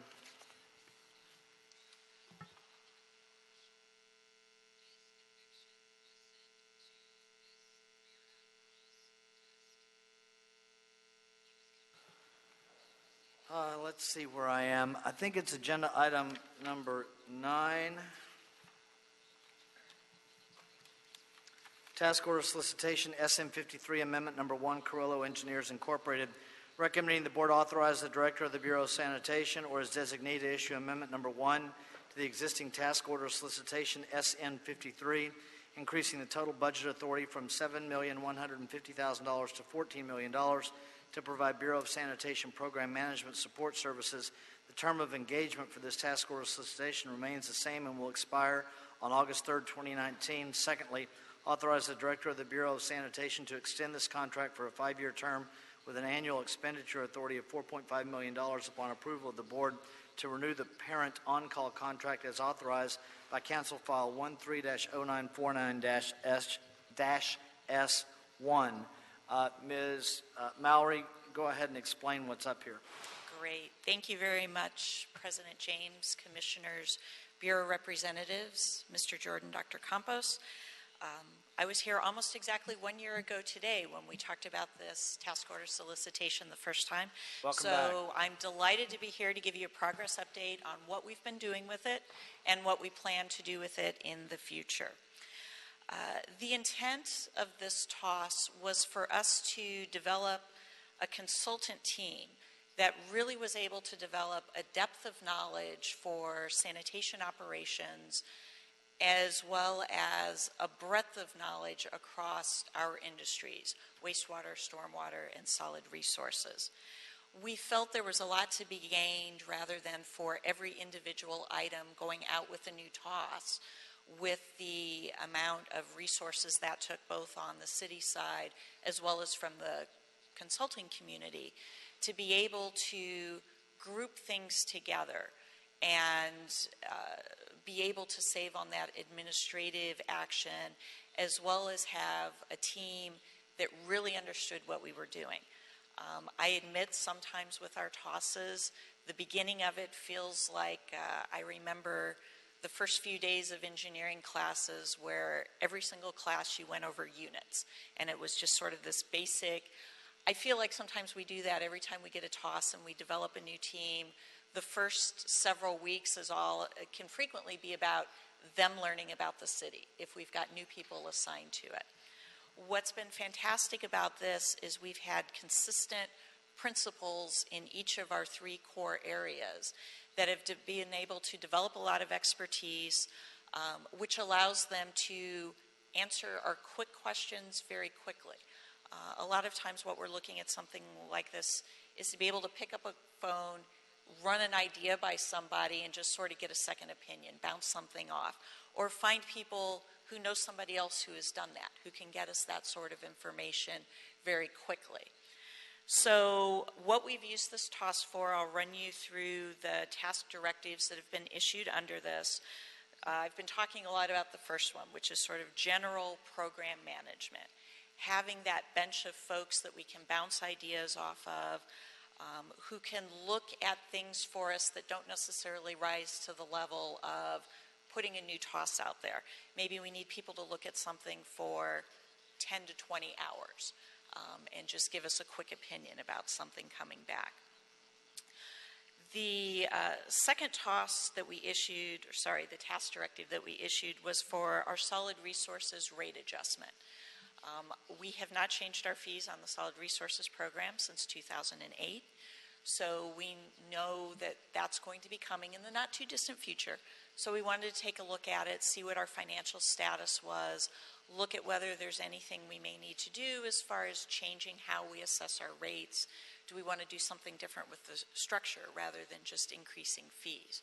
Are we covering all of the services that we're providing under this program? The third task directive is a complementary one to that, looking at our wastewater side, at our sewer service charge, where we have a 10-year series of rate adjustments that's been approved. The last one will take effect in 2020, which sometimes seems like far away, but other times seems like it's just around the corner. So we need to start looking at that. Particularly, we need to look at the way our rates are structured for this program and take into account the impacts we've seen from water conservation, to really look at what we might need to do as water recycling becomes a bigger part of our core business, to see if there's anything we need to do with our rates around that. Task directive number 4 is in the area of data management. As we're all aware, the use of data for us to make better decisions is certainly coming more and more to the forefront. So this is an area we've just been able to start out on, but we need to do a whole lot more and make sure we're not just collecting data and reporting it, but we're actually analyzing it, looking for trends, looking for issues in our processes that we can make more efficient, trying to identify trends that are coming rather than waiting, looking back over the last 6 months of data and going, oh, wow, our billable wastewater volume really went down. We want to be on the forefront of that. Task directive number 5 was for asset management customer value project. This was something we were able to do a self-assessment of our own processes, building on the great work that's been done by the Water Services Association of Australia and using their self-assessment templates to take a look at ourselves. Task directive number 6 is for our grant application support. This one really has 2 parts. One is very specific, looking at repackaging some of our previous grant applications where we weren't successful in getting funding, finding other opportunities for us and looking at ways of repackaging it and making our applications more attractive. It's also, the second part is looking at our overall grant application processes. What can we do? Because frequently the grant applications have a very short timeline. And what we find is projects don't go through enough evaluation, don't go through enough review, or it's all very rushed. And I think sometimes that impacts the quality of the applications we put forward. So if there are things we can do to streamline that, make sure everybody's working together very collaboratively so we can put forward extremely strong packages, I think we'll definitely see that benefit in our future applications. Task Directive 7 is looking at our Hyperion Water Reclamation Plant Advanced Water Purification Facility. So as you know, we're looking at building a water reclamation plant there to serve LAX and their need for recycled water, as well as other potential uses in that area. One of the things that we're looking at is doing a progressive design build around that. One of the other things we're looking at is a model whereby rather than our traditional MBE, WBE goal-oriented process, we would be looking at having a local small business requirement so that there's an actual number to meet. And so this team has been supporting us on how those sorts of contract documents would look. Task Directive 8 is the Central Los Angeles Recycling and Transfer Station, also known as CLARCS. We envision that being a key part of organics. State laws requiring us to divert organics from the landfill, and so this is going to be a crucial component not only for the customers that sanitation directly serves, but also for the commercial customers that are served by our franchise service providers. So the CLARCS project to me is one of the ones that best showcases what we can do with this type of contract. Because you'll notice Task Directive 9, one of the things we're looking at the organics at CLARCS is doing some processing, converting them into a slurry, injecting it into one of our large diameter sewers, and having it go to Hyperion and be treated there in our digesters, where it can produce digester gas, which is being used to power the Hyperion facility. So this is a really neat opportunity for us to cross over between the wet and the dry side of our operations, and to have a team that wasn't just hired to look at the solid side, and a team that was hired just to look at what the impact of Hyperion, but to have a team with expertise in both of those areas that are already used to working together. So it's not like we're having to assemble this and get folks used to it. They've already been working together for several months. And it's really made this process go a lot more smoothly than I think it would have if we had done that under a traditional TOS process. The latest task directive we've issued is Task Directive 10, which was in response to Executive Directive number 18 from the mayor to look at healthy workforce and risk management, both to keep our employees safer and to reduce the financial impact of our risk on some of our activities. So again, we're required to respond to ED 18 by the end of this fiscal year. So that only gave us a few months. Having the ability to go straight to this team that was already assembled was a huge value. If ED 18 had come out and we had to issue a TOS, don't get me wrong, being able to do TOSs off the on-call consultant list is a huge and fantastic tool for us to have, rather than the old days where we would have to do an RFP for everything. But when we need to respond to something in just over 3 months, it still takes a significant amount of time. So being able to go straight to this team, have them start working on it almost immediately, makes us very comfortable that we're going to have a very, very strong report in response to this mayoral directive. So those are all the things that we've been doing with this. What we envision for the next approximately 2 years that this would continue to be active. I mentioned data management. I feel like what we've done so far is just barely stick our toe in the water. There's so much more we need to do around this, so that we can both get information to our internal managers to make better decisions, get information to our elected officials and to our board members, so when we bring proposals forward, in addition to all the words that you normally see, we want to be able to show you data to support what we're proposing to do. It's also going to be incredibly valuable when the next time we're out there making a rate case to our customers, to be able to show them data. Here's what we're doing with your money. Here are the fantastic things we've achieved. Here are the things we need to do in the future, and this is why we need your support. We were able to do a lot of that the last time we were out for the wastewater rates, and it was tremendously helpful. So the desire for more data is only going to be stronger the next time we go out there. We see a lot of work in the future around the area potentially of water recycling, as we're looking to do more of that at Hyperion and Tillman. Some of these things are going to be standalone projects that are going to go out, and we'll issue a separate TOS for those.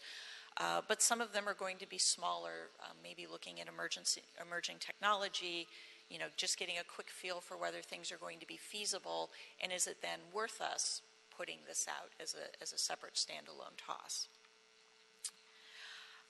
One other area I want to touch on, because I know it was raised as an issue when we were back here a year ago, is particularly the women business enterprise usage of the contract.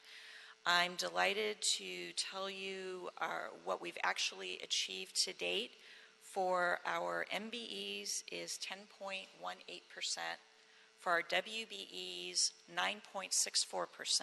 And that's up from a pledged amount of just over 2%. That's correct. So you went from 2% to almost 10%. Correct. So we've been very successful. A variety of subs have been added to the list going through the proper process. A mix, there's some OBEs, but we've also been very successful in outreaching and adding to WBEs and MBEs as well, so that we've got a very robust pool of candidates to draw from as new opportunities are developed from this. So in addition to that being what we're achieved, one of the things we're here today asking you for is the authority to increase the contract ceiling for this. When we were here before, we got authorization for a contract ceiling of approximately $7.1 million. What we have found is for the 10 task directives that we've already issued over the next 3 years, we're projecting that to be about $6.5 million worth of work that we've already put out there. And we foresee the need to add additional task directives and or beef up some of the smaller ones we've had, such as the data management.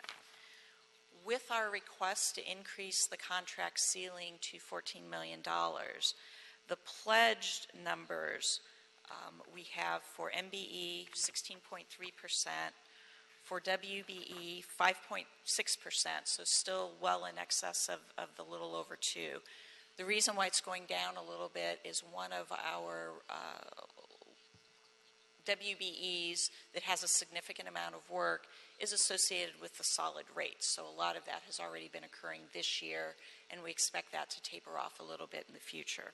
It doesn't mean, though, that there are not opportunities as the time passes to get, even though you're anticipating the number to be lower, to get to the same number you have.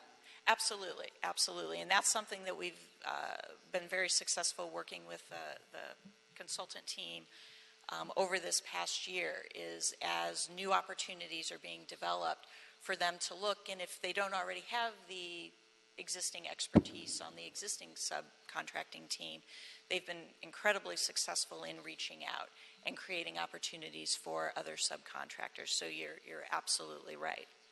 Ms. Mallory, I'm sorry to interrupt you. I've got to go to a meeting with the CAO that's on a deadline item. So I wanted to just let you know before I left. I appreciate your comprehensive summary of what we're doing here. I had some questions. You've answered my questions. I know the discussion will continue, but I wanted to say that on the record, and I also wanted to thank the Bureau for the additional work in the minority business enterprise, women business enterprise, small business enterprise category over the last year. I think that alleviates some of the concerns that had come up originally a year ago, and so thank you for the explanation. You've answered my questions here on this one, so I support it. With that, I'm going to turn the meeting over to our Vice President so I can meet this deadline. Thank you very much, President James. And the one point of clarification I want to make is regarding the second recommendation that's included in the board report. What this is, well, I'll take a step back. For the on-call contracts, there were the parent contracts that got awarded for 5 years with an option to renew them for 5 years. That went to the City Council and got approval. We referenced the council file number on here, and that left it to the board's discretion. So if at the end of the initial 5 years the board chooses to exercise, well, I'll take a step back. First of all, if we're happy with how the consultants are performing and we want to renew them for 5 years, we would bring that recommendation forward to the board. And you would have the authority to go ahead and act on that. It would not need to go back to council because they've already given you that authority. What our recommendation 2 on here is intended to do is we're always looking at ways to streamline things and make this simpler. Rather than us then having to bring this back, if you choose to exercise that authority, rather than us bringing this particular toss back to you to have you also approve that, this just sets it up so that should you choose to exercise that authority, should we be happy with the consultant team and want to extend this toss, we would be able to do that without bringing that back to the board. So that was all the intent was of this. It wasn't to do anything to trigger that renewal option earlier. It was just to try and streamline the administrative process for this. And with that, I'll open myself up to questions.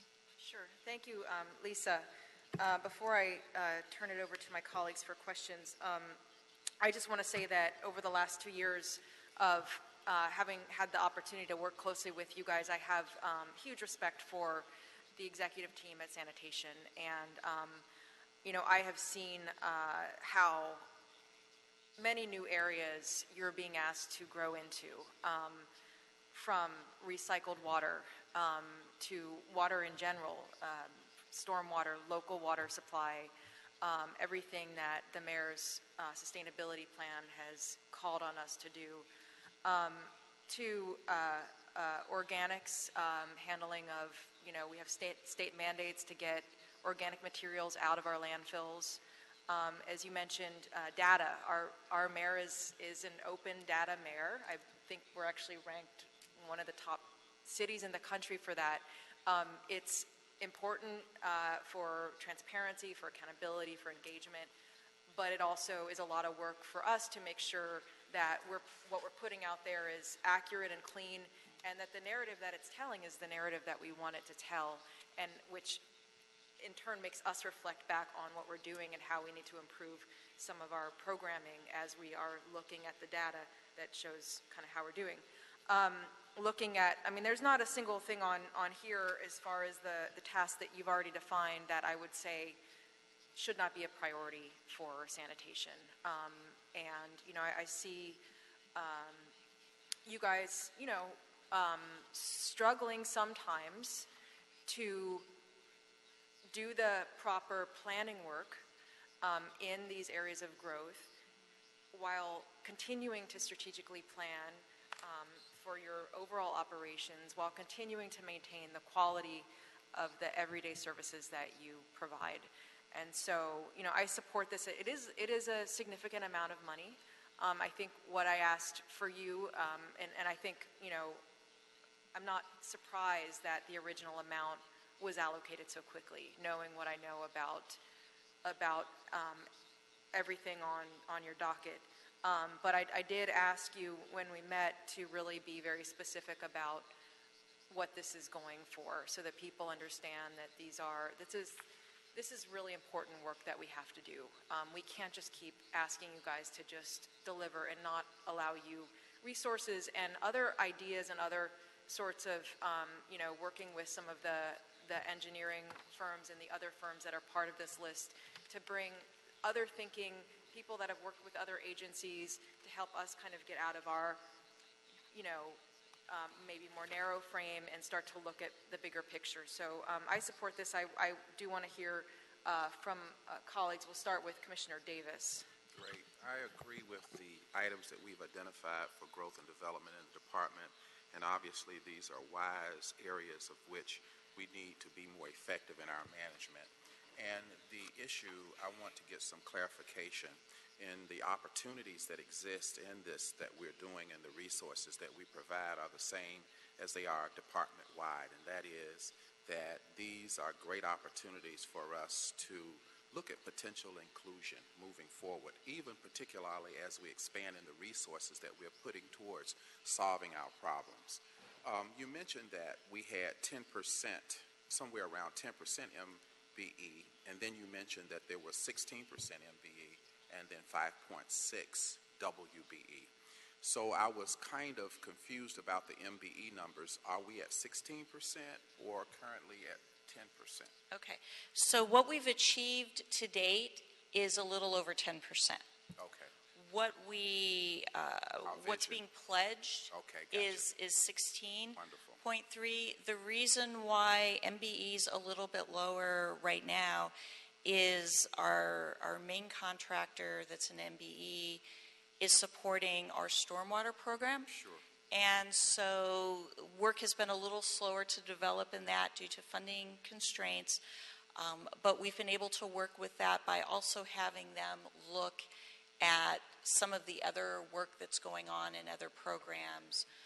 For instance, they've been called in to do some sort of value engineering, looking at some projects that we have to be a fresh set of eyes, because they do have expertise across the entire water spectrum. So we have been looking for ways to expand the amount of work that they're doing, rather than just saying, you're the stormwater person, stay in the stormwater box, we'll let you know when we've got money to do things. So we have been very active about that. Okay, the prime is Corolla, is it, engineers? Correct. Are they an OBE firm, or what are they? Correct, they're OBE. They are an OBE. Okay, so certainly I know that we need additional resources, and what I can appreciate is that as we get and grow in terms of realizing our resources, that we are open also in terms of growing into potential for increased small and emerging businesses, along with that financial resource growth. And I think that I see and hear from you that we're moving in that direction. And I think today's challenge for government is to certainly focus on this inclusivity, given who we are and where we are. And so I wanted you to know that not only do I agree with the areas that you have identified and the resources that you are requesting to get that done aggressively, given that we're one of the nation's largest cities, but I want you to know that equally I can appreciate us being willing to move forward in terms of diversity. Thank you. Thank you, Commissioner Davis. Commissioner Jacinto? Thank you, Vice President Repenning. Lisa, thank you for this, very expansive and important request and report. I support all my colleagues' comments regarding all the task directives, ranging from, from management services all the way to working on risk management. Those are all important things. What I'm asking to do is to take a step back and understand and clarify if there was a process by which any of these task directives, which are all important, there's no doubt about that, whether or not there was an opportunity or thought or process internally that would vet, is this something that a city department or another Bureau of Public Works could have done in order to keep that team, the intercollaborative, interdependent nature of our department at work, in particular like data management number 4, is that something that ITA could have done as an agency or Task Directive 7, any of the work on Hyperion, was there any process by which we would look at the Bureau of Engineering and seeing if we could provide that service or the Bureau can provide that service for sanitation? Can you talk a little bit about that process, please? Absolutely. So I'll start with the data management.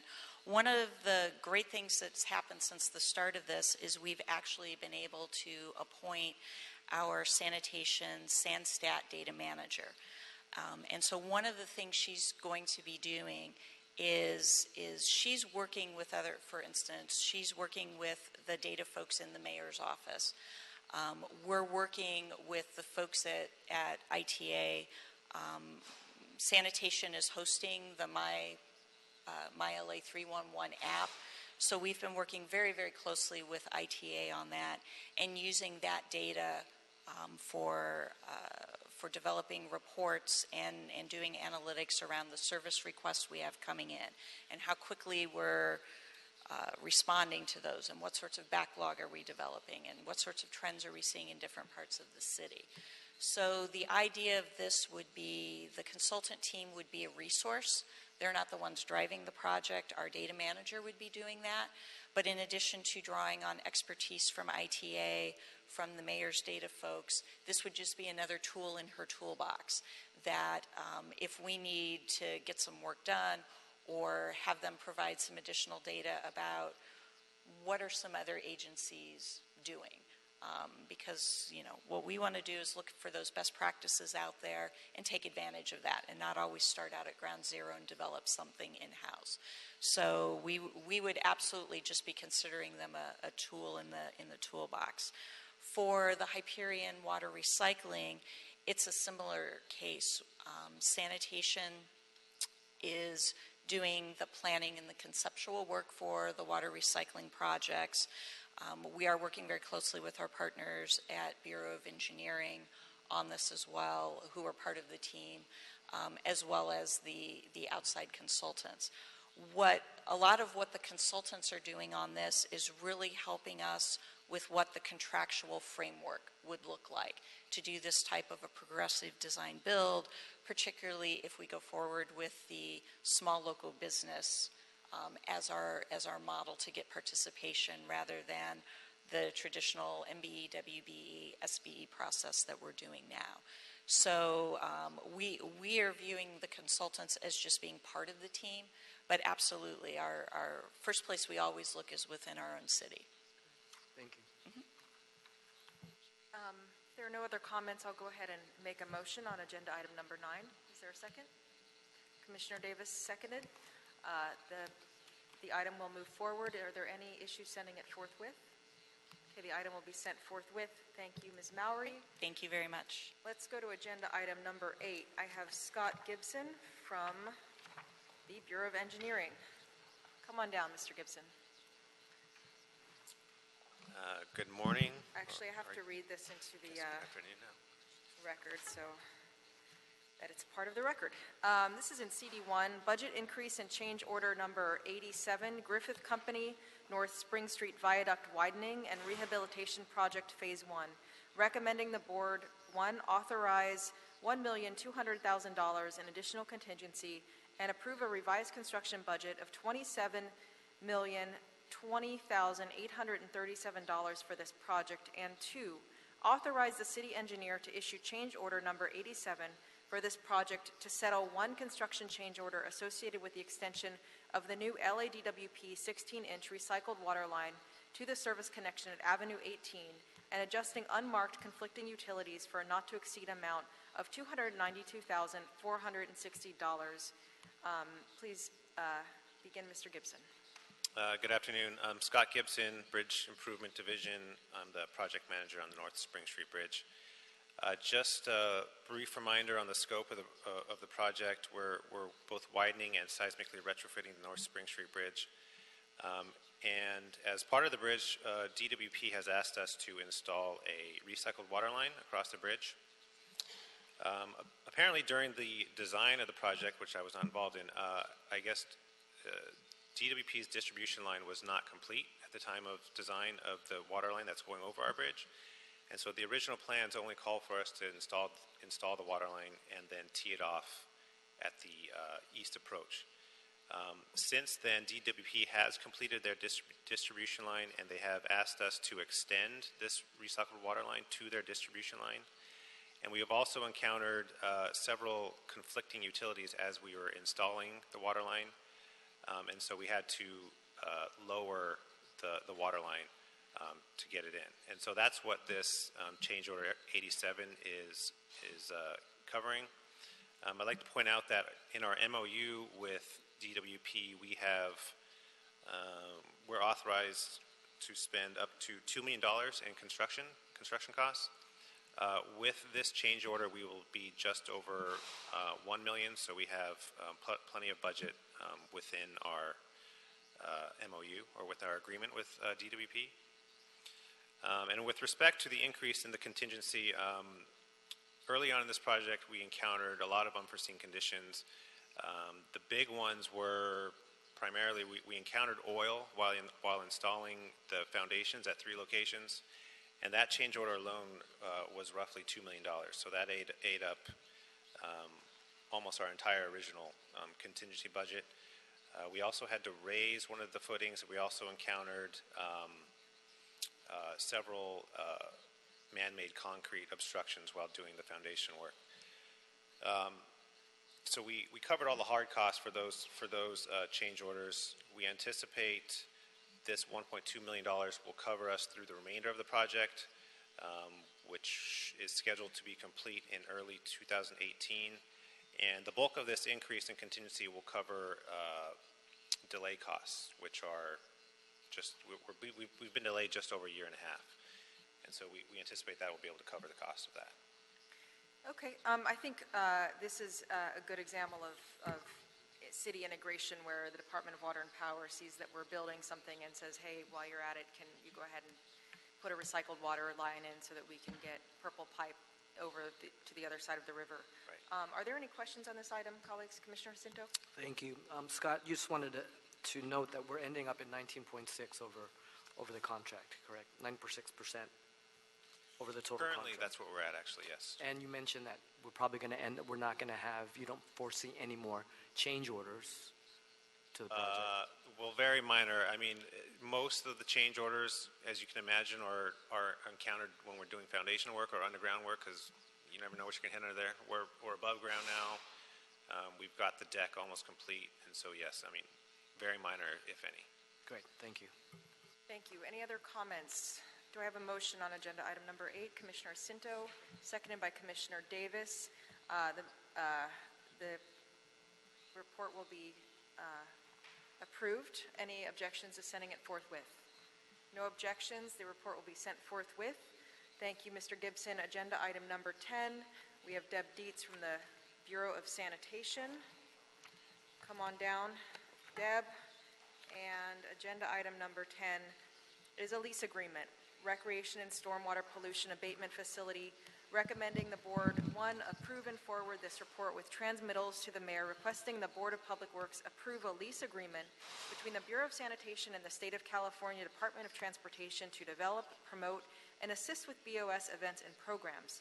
The total term of this lease agreement will be 10 years, plus 2 5-year renewals with a total cost of $1 per year, and 2, approve BOS as site development lead for use of existing and future funds.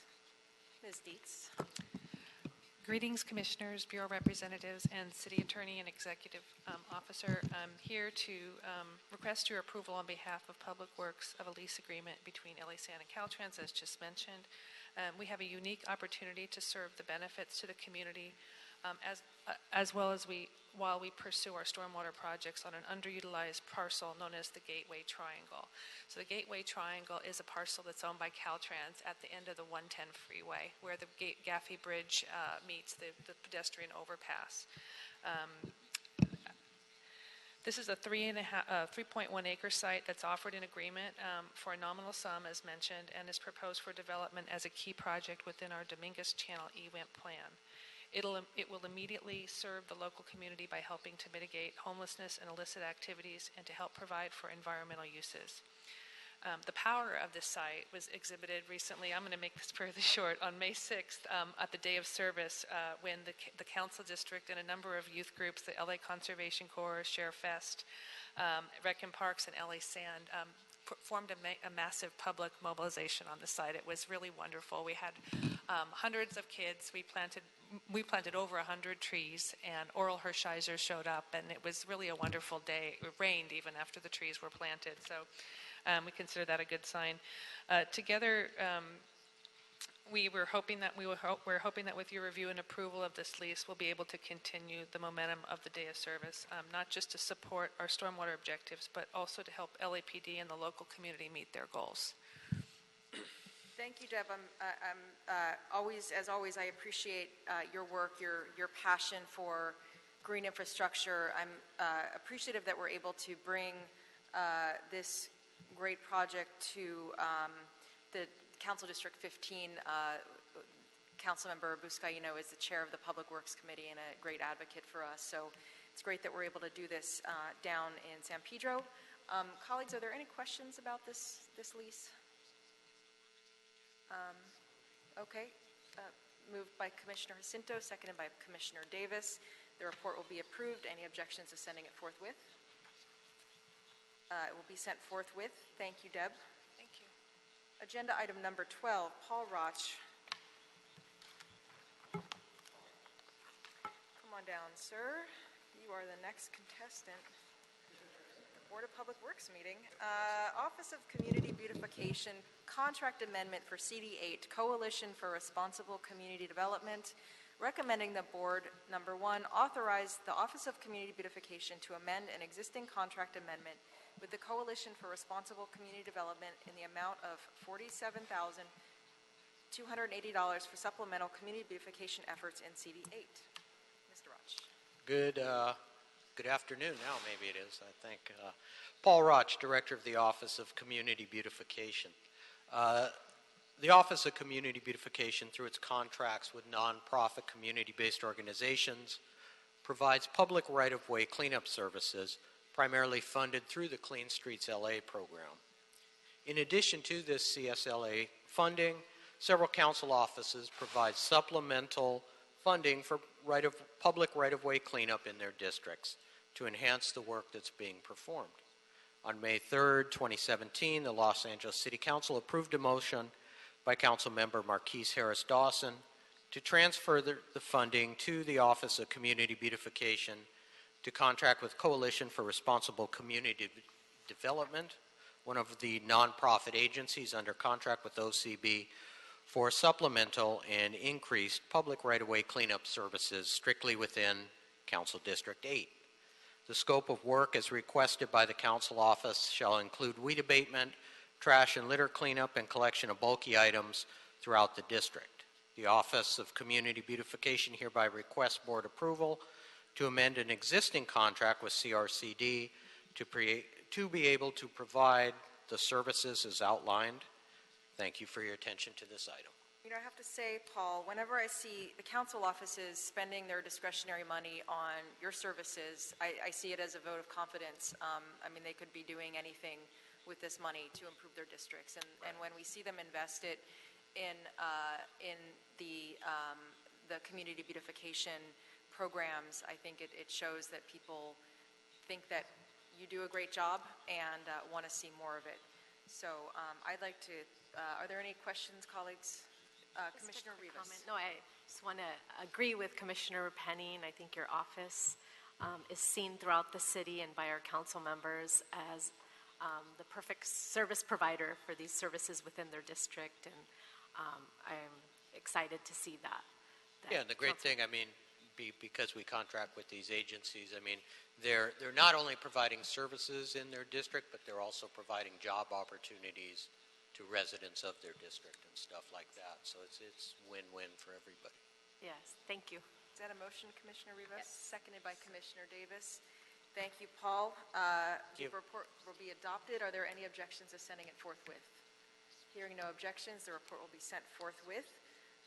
Moving on to agenda item 13, Mr. Gene Green from the Bureau of Sanitation. This is for the Bureau of Sanitation and the Bureau of Contract Administration. Contract Amendment Number 2, Conejo Crest Landscape Incorporated, Japanese Garden Landscape and Site Services, recommending the board, number 1, approve the second and final one-year renewal option, contract number C-122941 between the City of Los Angeles and Conejo Crest Landscape Incorporated for the Japanese Garden Landscape and Site Services. All terms and conditions shall remain in effect. The total contract cost ceiling remains unchanged at $3,500,000. Mr. Green. Good morning, Gene Green, Japanese Garden. Commissioners, representatives, city attorney, and executive officer.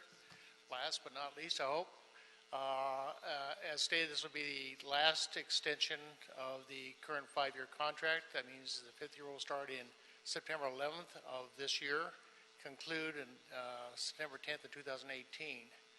The Bureau of Sanitation will probably be coming back to the board for an extension of, amendment of the current contract for 2 years, while they're working on a Bureau-wide landscape and site services contract. We estimated that timeline to get that through council to be around 2020. That's why we're going to ask for the extension, the amendment coming back. So this current one will end the services of Conejo Crest next year, and hopefully we'll get the amendment done for the additional 2 years. Any questions? Thank you, Mr. Green. Looking at the subcontracting participation, we have 6.5% women. Our NBE is a little bit low, but as we discussed in my briefing, Conejo Crest itself is an MBE, correct, the prime? That is correct. Conejo Crest is MBE, plus 94% of the people live in the city of LA. Very impressive company. Are they also an SBE? They are not. Okay. Questions, comments? Commissioner Jacinto. Thank you. Gene, thank you for the report and the request. So by 2020, we expect to have a new contractor to provide landscape services at the garden? What sanitation we're working on is a Bureau-wide contract for design, renovation services, and some maintenance help like tree services. Right now, the Mayor's Directive number 5 says we should go with more water conserving type things. So part of this new contract will be getting us there in a quicker manner than individual contract.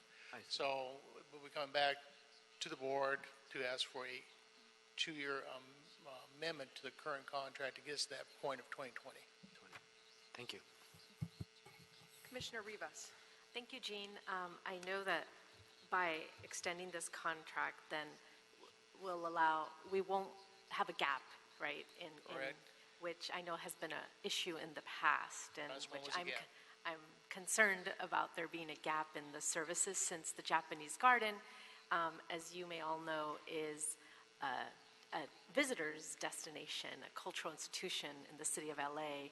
It's very important for us that there is never a gap in landscaping services, because, people come to visit the garden, and it's a tourist destination. So Correct. We just want to make sure. We have over now 43,000 visitors a year. Mother's Day was 1,200 visitors, which is over the top. Every that amount, people are finding us. Working on a strategic plan. It's going to be nice to see where the vision of the garden is going. We also have contracts in the garden. We also have filming activities there too. So to have gaps, as we already have things in the future, we don't want a gap. That's why when we had the last extension, Commissioner Jacinto says you better start working on this new one now. And fortunately, it's only taken us 7 months, so I'm very happy. Great. Thank you, Jean. Commissioner Jacinto? Okay. Is that a motion, Commissioner Rivas? Seconded by Commissioner Jacinto. The item will be adopted. Any objections to sending it forthwith? Hearing no objections, the item will be sent forthwith. Before we go to our oral report, thank you, Mr. Green. Is there a second to my motion to approve the minutes from the board meeting from Monday, May 8th, 2017? Seconded by Commissioner Davis. The minutes will be approved. Agenda item number 16 is a report, an oral report from the Office of Petroleum and Natural Gas Administration and Safety. Uduak, good to see you, sir. Good morning.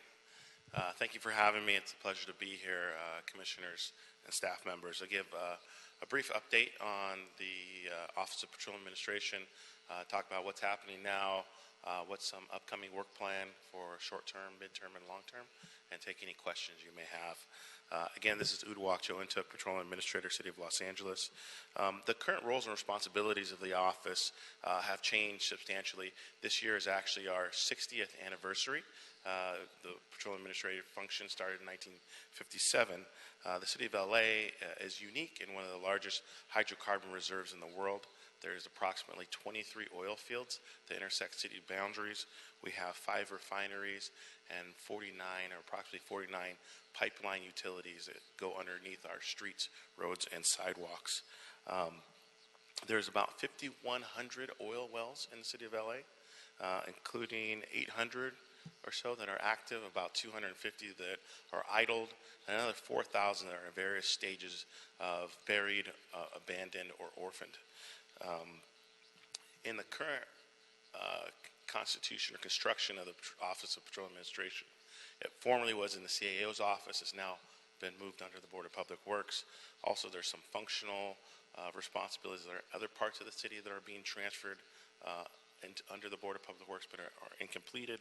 But currently, these are the roles and responsibilities that I'm doing. Managing and leading the Office of Petroleum, Natural Gas Administration and Safety, technical advisor to the mayor, city council, and at the request of any of the city departments, internal and external interagency coordination with regulatory bodies, the lead negotiator on utility franchise agreements for the city, also responsible for comprehensive inspections and safety compliance reviews, central point of contact for all oil and gas in the city, environmental and energy policy advising on local, state, and federal legislation, participating in emergency and contingency planning, community and public engagement, and also the city's spokesperson for oil and gas issues. Some recent activities that we've completed. As of yesterday, we had our first reading of the 36 pipeline franchise agreements that were expired. We'll have the second and final reading next week and adopted by the City Council, which will give us 1 year and an option of 9-month extension to renegotiate approximately 40 franchise agreements on behalf of the city that are electricity, natural gas, chilled water, crude oil, a variety of different commodities. Also, we recently completed the Rancho Park joint inspection that was the city-owned drilling site and the Rancho Park golf course.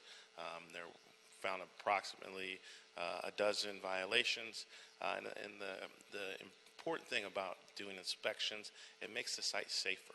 It makes sure the fire system is in compliance. It makes sure that everything, all the electricals coded. We're protecting our stormwater drains and the public. So it's reducing risk and making it safer, both for residents, for workers, and for businesses. Recently completed the Taylor Yard G2 pipeline assessment. The city recently acquired the property. Prior to the escrow closing, we needed a comprehensive assessment of the crude oil pipelines that run through the property that was done.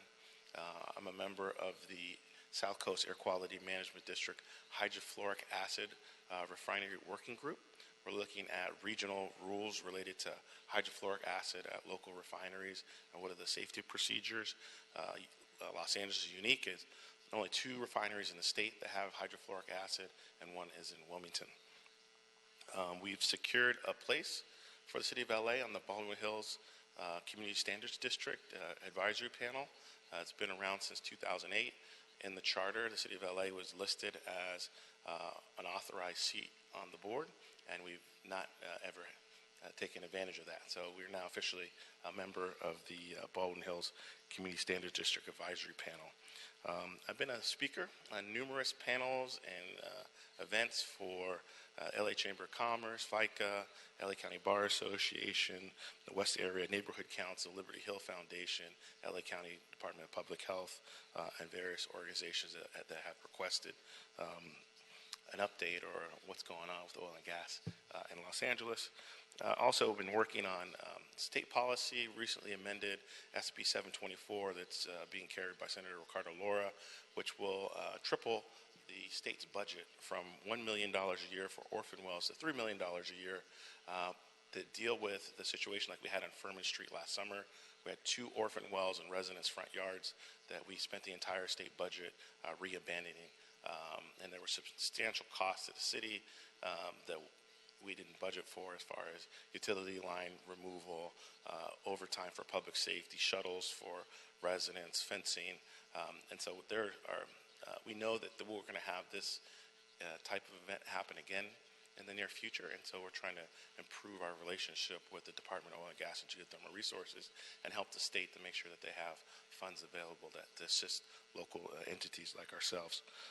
And then finally, in the budget process last week, we did receive 5 positions, 1 environmental engineer, an environmental service officer, an environmental inspector, and 2 management analysts. So we're going from 1 to 6 in the office in this next fiscal year, and we're very pleased with the allocations that were given to us. Just briefly, in the short term, I'll be continued focus on the setup and establishment of the office. There's quite a bit to do still to reinstitute the office. A high priority for us will be focusing on franchise agreements in this next year, both the approximately 40 different commodity franchise agreements, but also the Southern California Gas new long-term agreement. Also, numerous oil and gas technical service requests from a variety of departments and council offices, supporting the mayor's office on energy and environmental policy as needed and requested. I've been working on reestablishing our relationships with all the local, state, and regional regulatory bodies, Regional Water Control Board, Air Quality Management District, Department of Oil and Gas and Geothermal, LA County, just making sure that we have all of our correspondence going to the right place and that we can respond appropriate to EIRs or violations that occur within the city boundaries. And then working with SoCal Gas on the franchise agreement, but also monitoring the Aliso Canyon process as they go through the safety review and they attempt to restart and doing all the evaluations with the Public Utility Commission. There's various city council motions out there, and my intern is almost done with his first report that I had back in December. He started for his graduate work on evaluating how we can improve health policy around oil and gas in the city of LA. In the midterm, working on with the Chief Resiliency Officer on LA oil and gas infrastructure vulnerability study, working on overall infrastructure inventory report of pipelines, refineries here in the city of Los Angeles, and make sure they're embedded in the GIS systems and planning, and then navigate LA so everyone will be able to see what's there and it's current. Also, continue liaison with regional groups, looking at a risk assessment of idle and orphan wells in the city.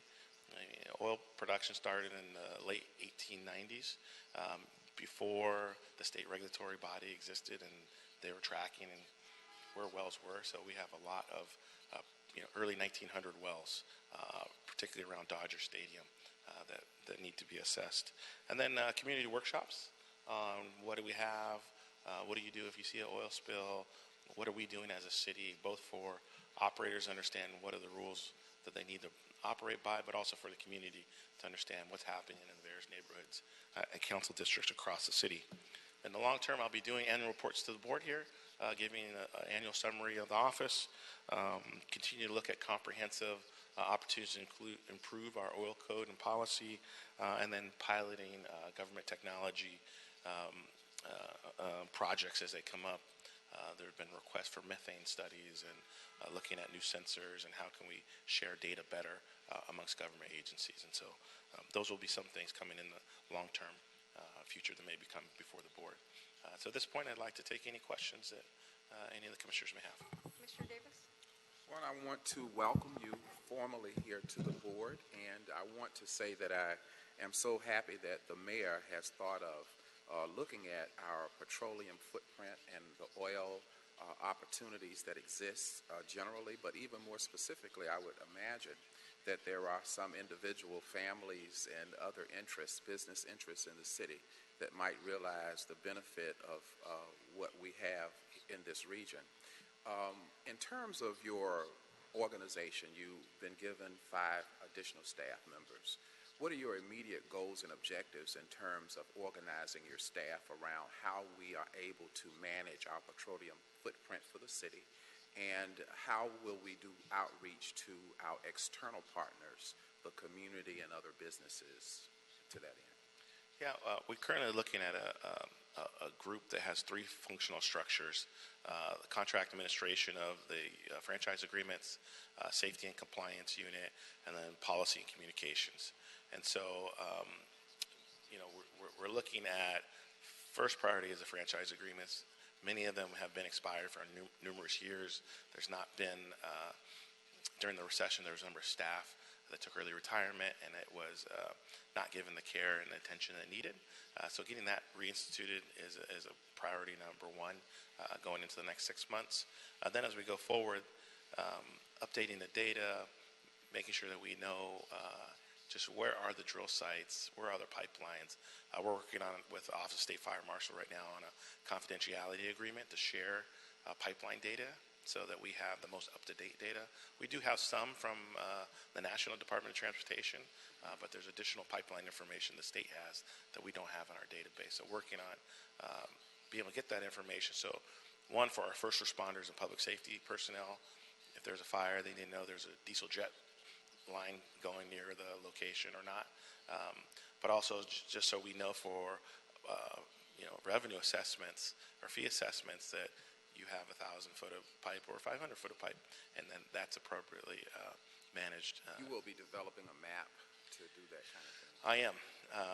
I've already begun, and once we have staff, we'll be able to slice and dice it and say, this is for council districts or brave neighborhood councils. But we'll be working towards and have that information available. Some of the information I found so far are from the 90s or mid-2000s, and so there's been a number of changes in infrastructure since then. But also the policy piece, numerous council requests for studies and information and report backs that, having the policy area be able to help prepare and respond to that. Some of it will require outside consulting that we'll need to ask for budget amendments to support, but also liaisoning with all the other public policy organizations. There's numerous, I think approximately 19 regulatory bodies that oversee oil and gas in the city, and being able to interface and maintain as changes happen in each organization One and their final impact point. on us. In terms of contracting, which you mentioned initially with regard to the contracts that have to take place, will there be an interrelationship between your division and Con Ed as it gets to contracts, or how, in fact, will you be able to put together the contracts? Yeah, I think there's a great opportunity with contract administration to work together. We do have authorization to use the BOE on-call list as needed, but we need to have funding to support doing Will that. there be a time when we would need to, on location, go out for inspection of sites in terms of people who are doing work for us and in the ways that we do as we monitor construction work? Will there be perhaps a time that we grow to better effectively managing the work done with drilling? And would there be an oversight there with regard to contracts, role, and responsibility? Perhaps. I believe so. I mean, we do have the environmental inspector position, which will be one of the primary tasks of the Office of Interagency Coordination. So working with inspectors in other departments that have overlap or some interdisciplinary touch, they'll be coordinating that. And yes, there are, looking at lease agreements and contracts and see are we compliant or not will be part of the function of the office. Thank you. Thank you. Commissioner Rivas. Thank you, Mr. Entuck. I know we started within a week from each other, and I still feel very new. And after hearing your long list of responsibilities and other things that you've already accomplished, I just want to congratulate you. I know it's been a short time, especially for a one-person office. It sounded to me like everything that you listed, that you had 10 people under you. So I'm really looking forward to when you have a team to help you with everything that you've outlined. And I think one of the most important things to me that you listed was more of the community outreach.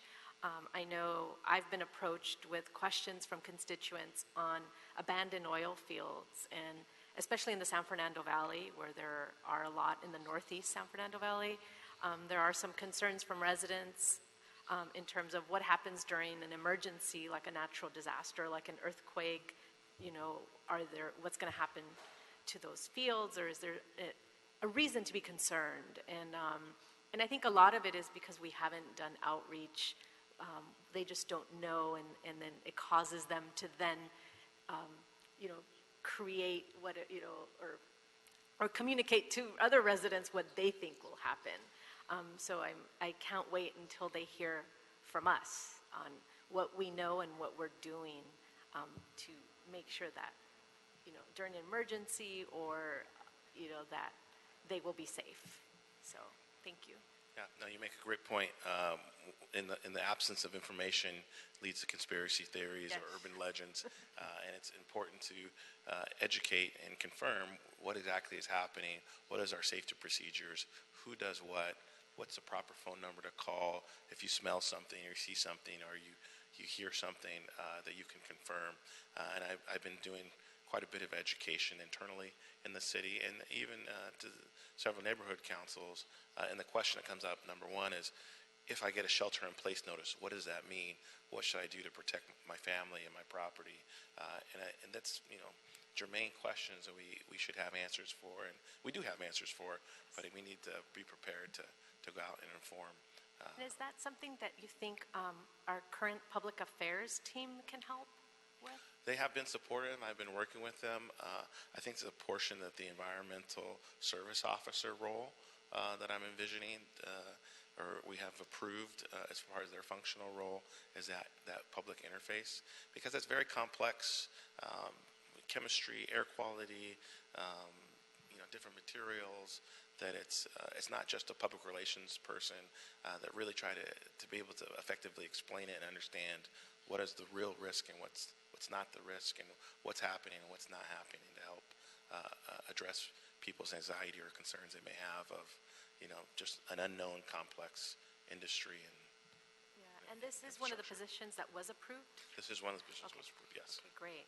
Thank you. Thank you, Commissioner Rivas. Commissioner Jacinto. Thank you. Uduak, welcome. This is a great report. This is your first formal report, and you've been here a few months, but I think your arrival, like Commissioner Davis says, is about the mayor's want for a safe city, and that's what you represent. So I know you're doing a lot and ramping up, and I remember during that outreach that citizen advocates, they pointed out to me and to others that, your petroleum person has got to not only be technically competent and knowledgeable, but they've also got to know how to manage systems, manage relationships, manage multiple regulatory agencies.